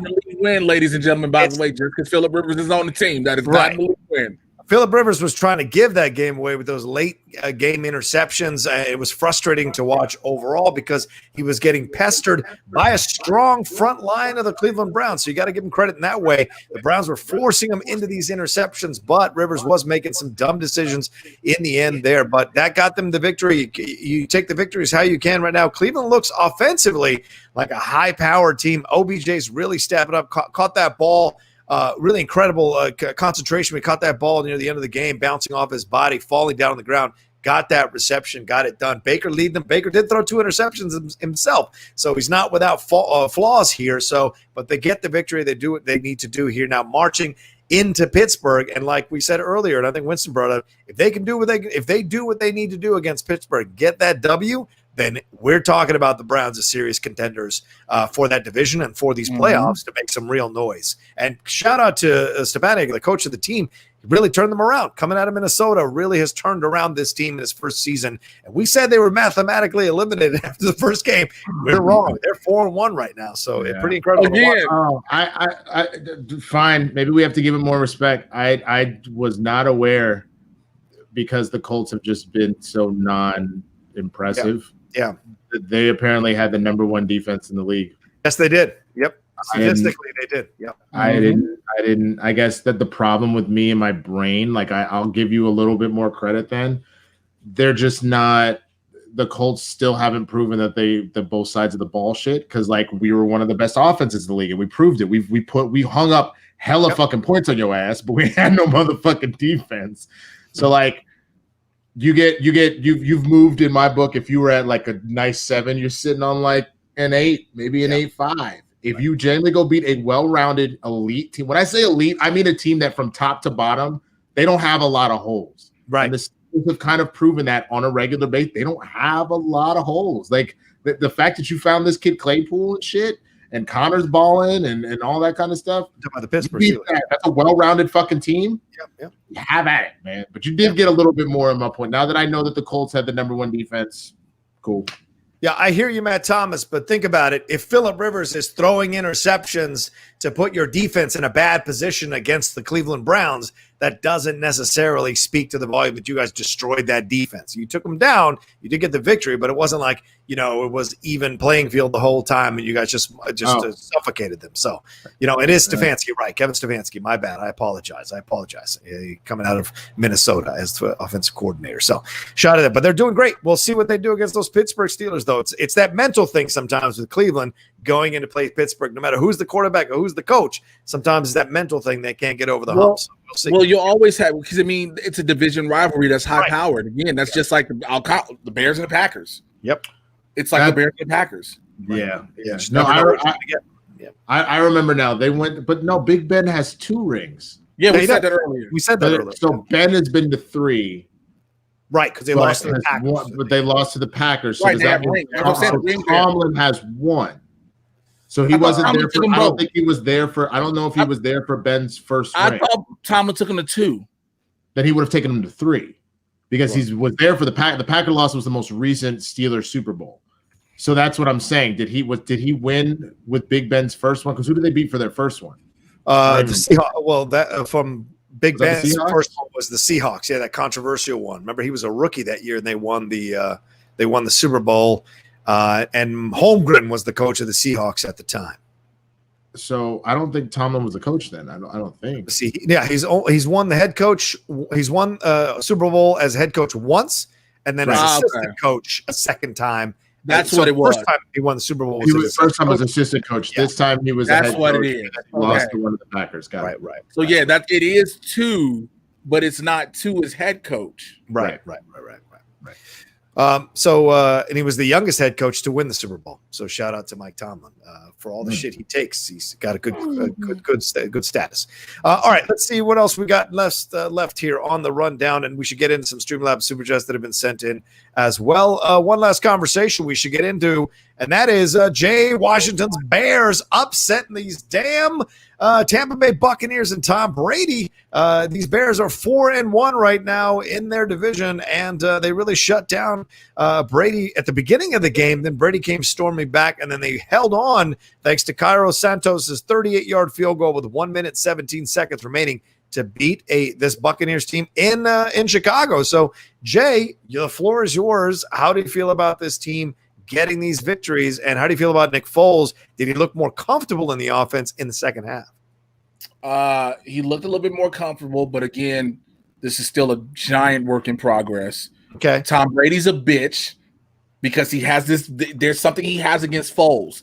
Every time Foles has beat him, he's pulled that LeBron shit, which was the Piston shit, leaving before the game's over, where he still could have played and didn't want to shake hands. Tom Brady got real spooked when he saw Khalil Mack hip toss a grown-ass man with one arm. He was going, that's how it looked. He's like, this shit is real. Like, and that offensive line, like I said, this whole week is going to be Tom Brady cussing out Bruce Arians and the offensive line to get their shit together. Yeah. That is literally what this is, because the offensive line just collapsed on Brady. Mm-hmm. They collapsed completely. Right. And there were times that the Bears O-line collapsed on Foles. But at the same time, look, Tom Brady is supposed to be the most protected quarterback in all of pro football. And he kept getting hits. And if he was hit, hurried, and sacked so much, he don't even remember the last time when that shit happened. Right. That's why I think he was so upset, because it hasn't happened to him in so damn long. It was like, what the fuck is this feeling? So you have that. But again, we got to get rid of. I need to get rid of Matt Nagy. I don't trust him anymore. Yeah, Chuck Pagano at defensive coordinator.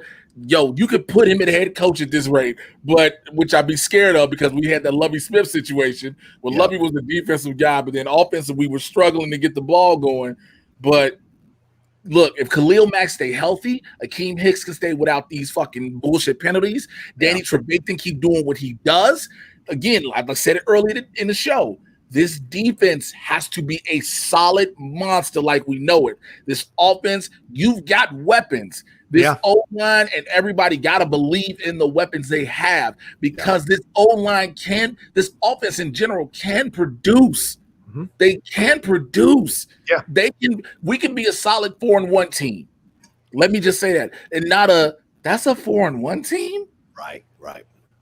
I think we can see that. I think Foles, if he steps up and gets more comfortable in the offense, game time, Jay, you know how it is. You can do all you want in practice, but it doesn't simulate game time, that constant game time, the pressure, everything going on. So, yeah, he didn't play well last week, but he looked a lot better in the second half. He didn't play so well in the first half either, but he looked a lot better in that second half. So, I'm sorry, he played really good in the first half and then kind of came on in the second half as well as he got more comfortable. So, I'm excited to see what he can do here with this Bears team as he gets more comfortable, more settled, figures out where to put that ball. The Bears fans just need to be patient. You're 4-1, so that buys you at least a couple weeks of patience. Here's the problem about that statement, though. Okay. When saying we have to be patient, look, we were told that Trubisky was the dude, and then we saw it and we knew he wasn't. True. Then we go into an offseason where Cameron Newton is available. That's true. For the dirt cheap. Yeah. And then you say, no, Foles has a ring, so we're automatically going to go to Foles. Mm-hmm. But Cameron Newton was available, went for dirt cheap to the Patriots, and now look at what he's doing. Right. Fair. All right. So we'll see. Let's see who the Bears got next. Did you look at the schedule for the Bears?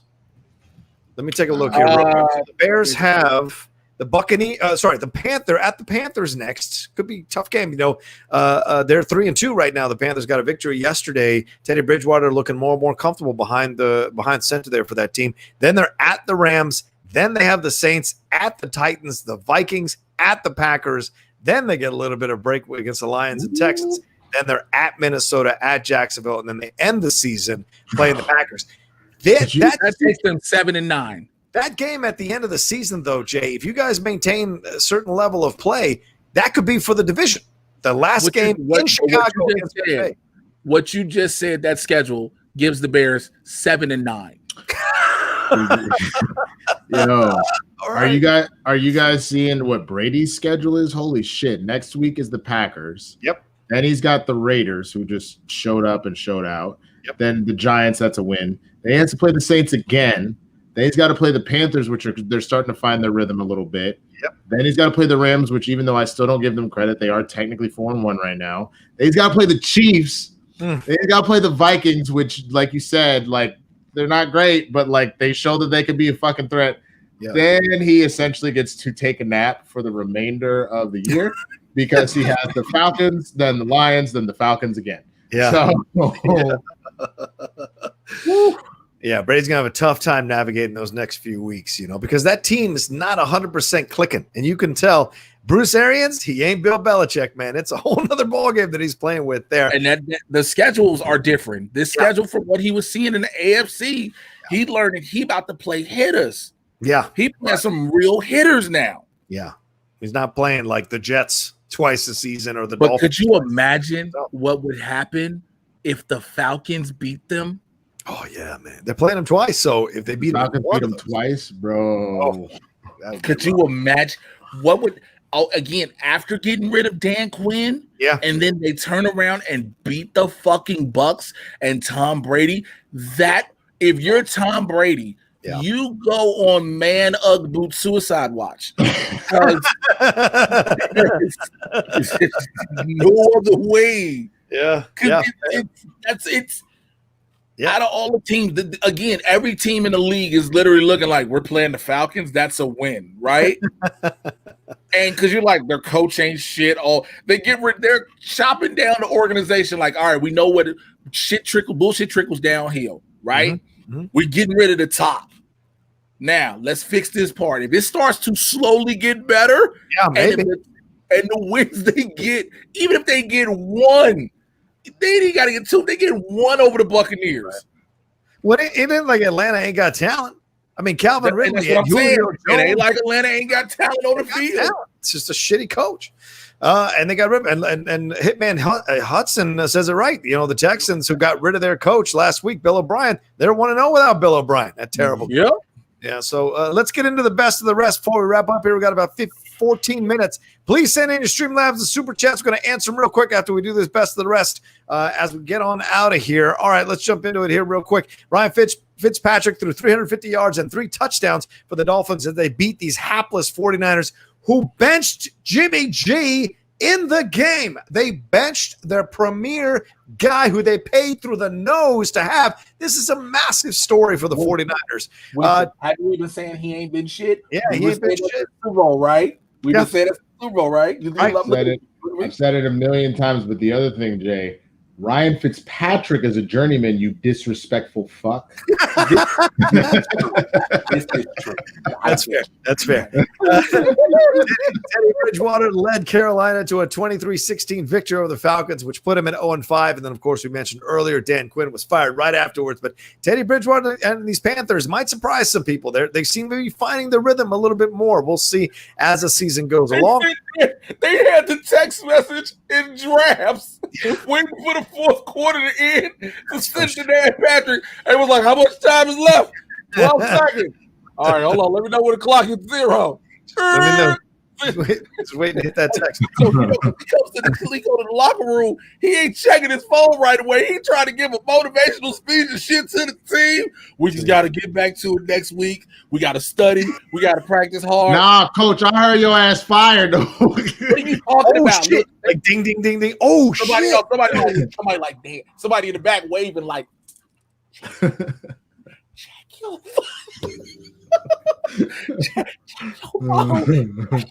because you know he ain't looking at it. He trying to look. I understand this shit's been hard. What? Check my phone. Hold on. Look.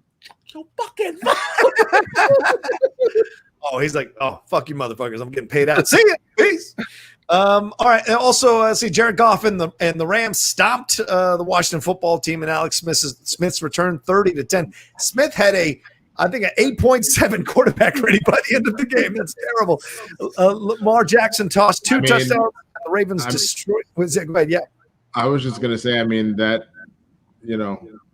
I would assume that the strongest thing on Alex Smith is that fucking cyborg leg on him, not necessarily playing abilities. But okay, we have the technology. We can rebuild it, but it won't necessarily make him better at football. Like, I knew that leg was strong when Aaron Donald sacked him. He literally went around around with the defender, pushed off the defender, and jumped on top of him like a bear hug on top of him and rode him down to the ground. And I was like, holy shit. He wrapped his legs around Alex Smith's waist. Aaron Donald did.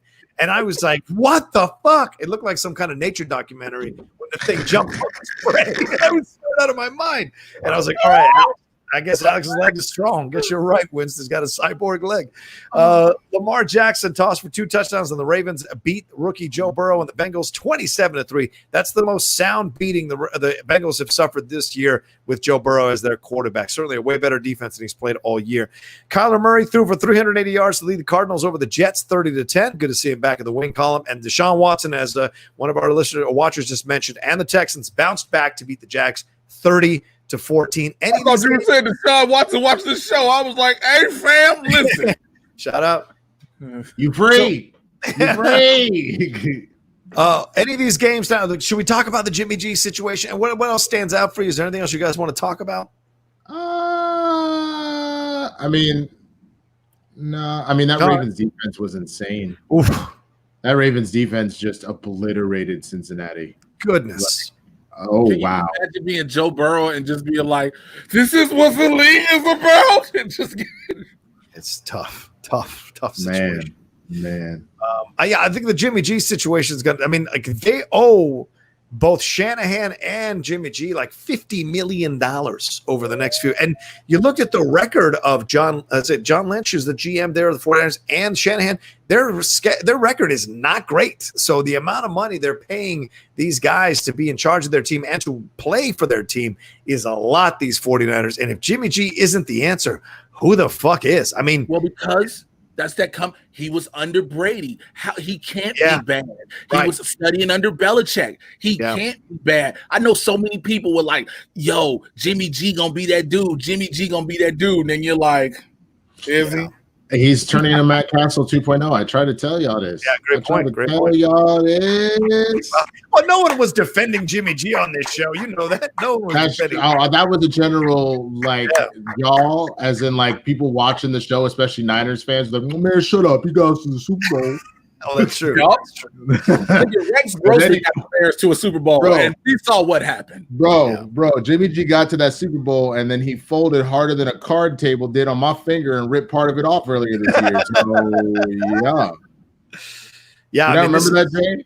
Yeah, that was analogy to bring back up. Like, that was pain. It was painful.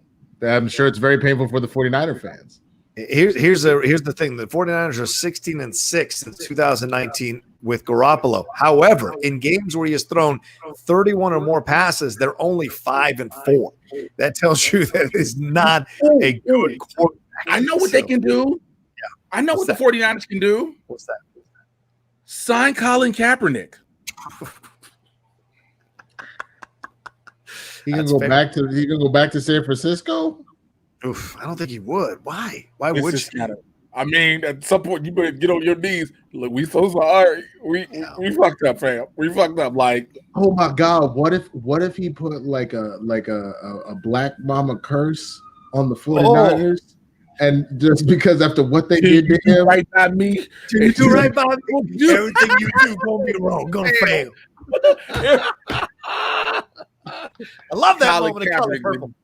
He didn't miss Sealy these niggas. Oh wow! Right about me. You can say I can't say that, but yes, I agree.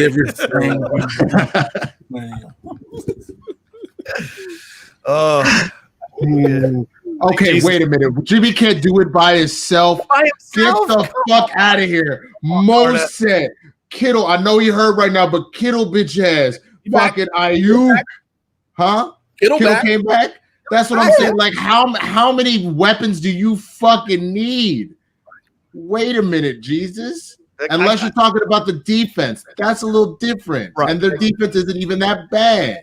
Nick Bosa was injured week 2. DeForest Buckner was traded in the offseason. And Richard Sherman. Yeah, I know. No one cares about Nick Bosa, so like we're like, only in the sense that he's unfortunately still a threat on the field, but as well as in real life. Don't be surprised about this, Winston. But look, they signed Jimmy G to a 5-year, $137 million deal in 2018. However, they have an easy out after 2020 with no guaranteed money left on his deal. So would the 49ers start sniffing around Dak Prescott? That's a possibility. Warm weather. My God, Jesus, please no. I mean, nothing would break my heart more. Like the only thing that would be worse is if one of the people within our division, if he went to one of the division teams, but nothing would break my heart more if he went to the fucking 49ers. Oh God, don't do that. Why don't put that evil on me, Ricky Bobby? Like, what the fuck, man? Put a second knife in that leg. Try to get the other knife out. Seriously. Hold on. That knife hole don't look big enough.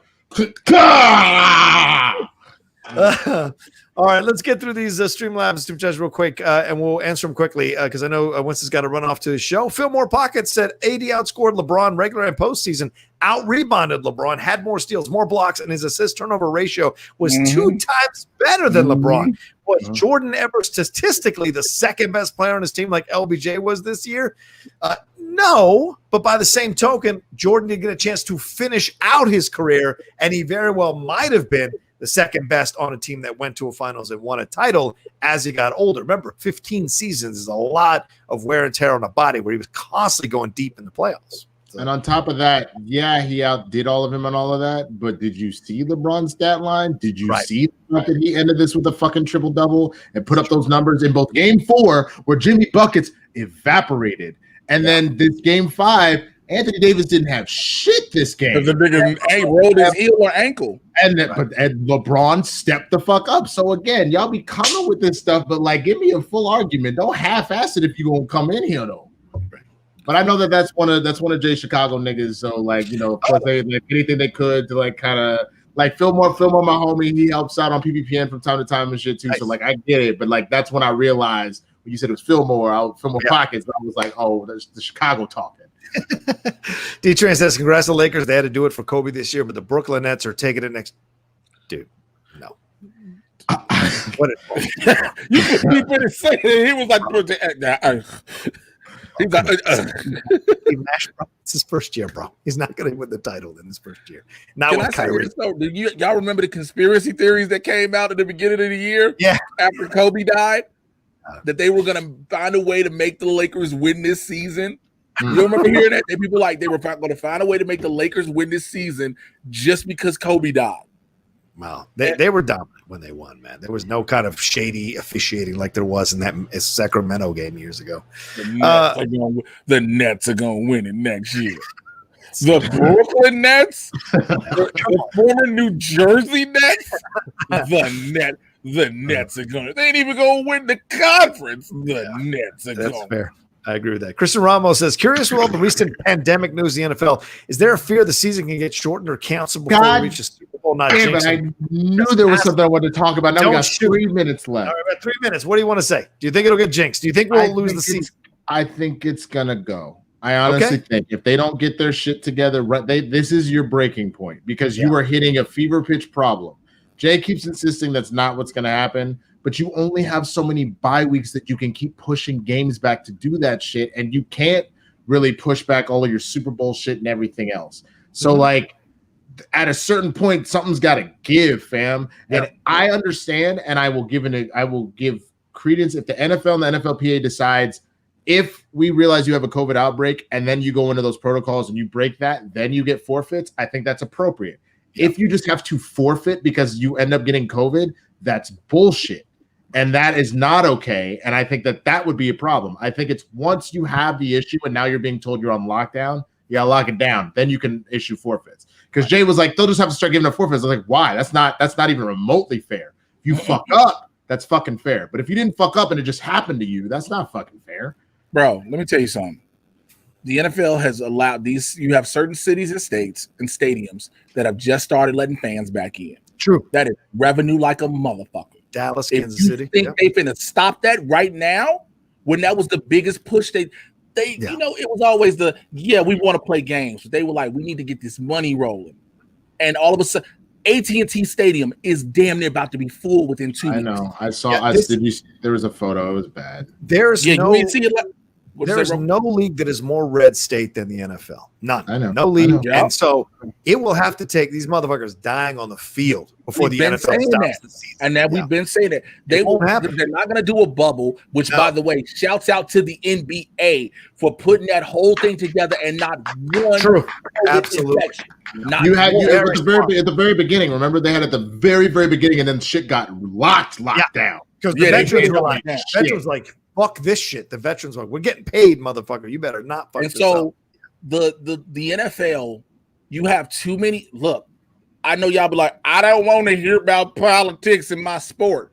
But the reason you have this going is because so many of those team owners ride with that orange fuck muppet and they want to, it's going to build the economy. And that's why you are seeing fans. Certain states still ain't letting fans in. Yeah, but you can tell what states are like, fuck it, we doing it. Because Raymond James Stadium, if they can get the Super Bowl, I guarantee you it's going to be sold out. Yeah, they'll fill it. Winston, you got to run? Do you want to do a plug real quick? I do. So real quick, 30 minutes come through the Inner Geekdom show. I've got Mike the Killer Kalinowski coming on. We are talking about the evolution of Draco Malfoy and the evolution of the IG division. Because for those of you that aren't familiar, there was a 5-point question asked about Draco Malfoy that 2 years ago, that this year was a round one fucking question. That goes to show how insane the IG has gotten at this point. So we're going to get into Draco's rise from like rival / villain to almost like a Vegeta status of being kind of like a good guy by the time it's all said and done. Other than that, Blurs in the Hood tomorrow. Jay will cover that. Swag Back Thursday. I will be having it this Thursday, so definitely check that out. But there is no Swag Day Fun Day this Sunday. I will be on vacation starting Friday. And then I will be back for game time next Monday and then the next Inner Geekdom show. So that's pretty much it. And I love you guys. Peace, brother, man. Thanks for time. We'll see you soon. All right, there goes Winston Marshall. Very, very good. Vacation? Yeah, I don't know what a vacation is. I heard Roxy tweeting about a vacation. I was like, vacation? I don't know what the hell that is. I've never, in my entire adult life or even my child life, I've never taken a vacation. Yeah. All I know is work. This is fun. We get to talk about sports and entertainment and politics and everything like this. And people are very kind to come and watch us and donate to us and keep us alive.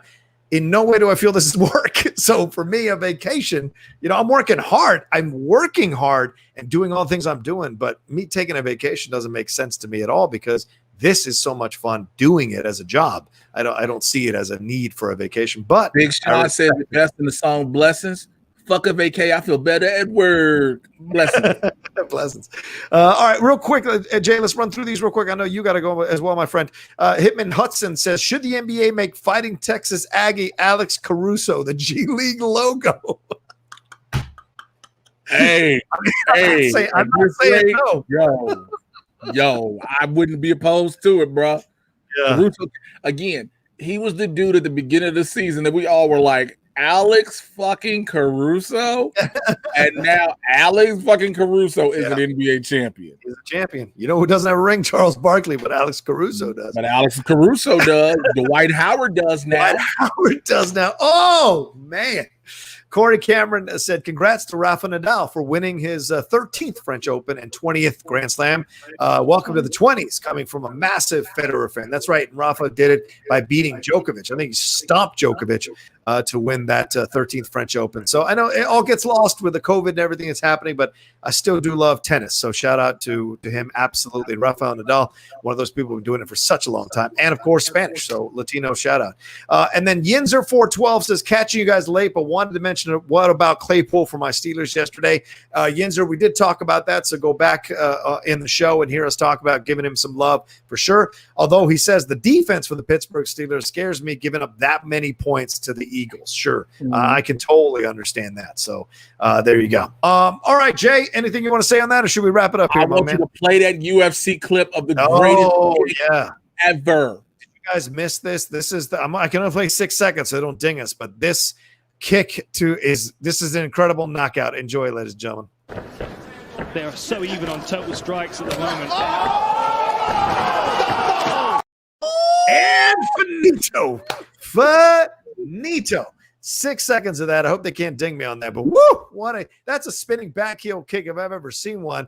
I think he was in midair when he landed that thing from behind. Lord Almighty, Jay.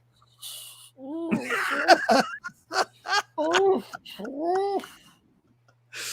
more time. 6.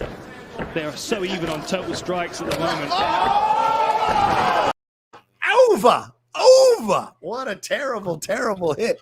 Lord Almighty. Probably what the Cowboys fans felt like after they saw that injury from Dak Prescott. Knocked out on the ground. I'm just joking. Wow. All right, Jay, thank you all so much for joining us here on Game Time. Jay, please plug everything you're doing, my man. All right, Tuesday, Thursday, that's tomorrow, and this Thursday, Blurs in the Hood, me and Winston, he mentioned it, 2 p.m. Pacific, 5 p.m. the East Coast, we're live, so come join us for Blurs Day with that. Follow us on the YouTube channel, youtube.com/BLERDS, the letter NTHEHOOD. For me, Twitter, Instagram, Winston said it, he didn't get a chance to say it earlier with him as well, but Mr. J. Washington, for me, the Swaggy Blur from him, we need y'all to help us build up these social media numbers. Again, a lot of y'all are on there. And if you don't even just use Twitter, just follow. Just need that number to follow. We need those numbers to build that in our IG. So do that. I will be trying to drop a new Mad Titan this weekend or this week because there has not been any. Here's the problem. People be like, when's the new episode of Mad Titan coming? For people who know what the show is, I'm talking about the Marvel and DC live action and cinematic universes. Shit has to be happening from the things for me to talk about. Like, that's a fair point, Jay. I'm hoping for that. On my Patreon, patreon.com/Mr. J. Washington, the Supervillain Squad. I'm dropping an episode of Clotheslines and Punchlines. That's my wrestling thing I'm talking about on there, where I just talk about some of everything wrestling that's on my mind and my heart. I'm waiting on that. Huh? You got to get me on there once the show gets a little bit stronger, bro. I'd love to come on. Yeah, because I will. Because I'm waiting until after the draft tonight. Of course. To let my full thoughts. So we're going to talk about that. What else I got going on? You got your Patreon? I said the Patreon. Okay. I'm recording I'll be busy all this week recording a bunch of one-on-ones with the Supervillain, which is the $25 tier on my Patreon, which is, go to my YouTube channel, youtube.com/JAYWashington80. Check out all the one-on-ones with the Supervillain series I've done. It's where I sit down with the members of my Patreon and we talk about whatever they want to talk about for an hour. That's awesome. And I'm reviewing a few movies that I found out. I am putting up the review from Tales from the Hood 3.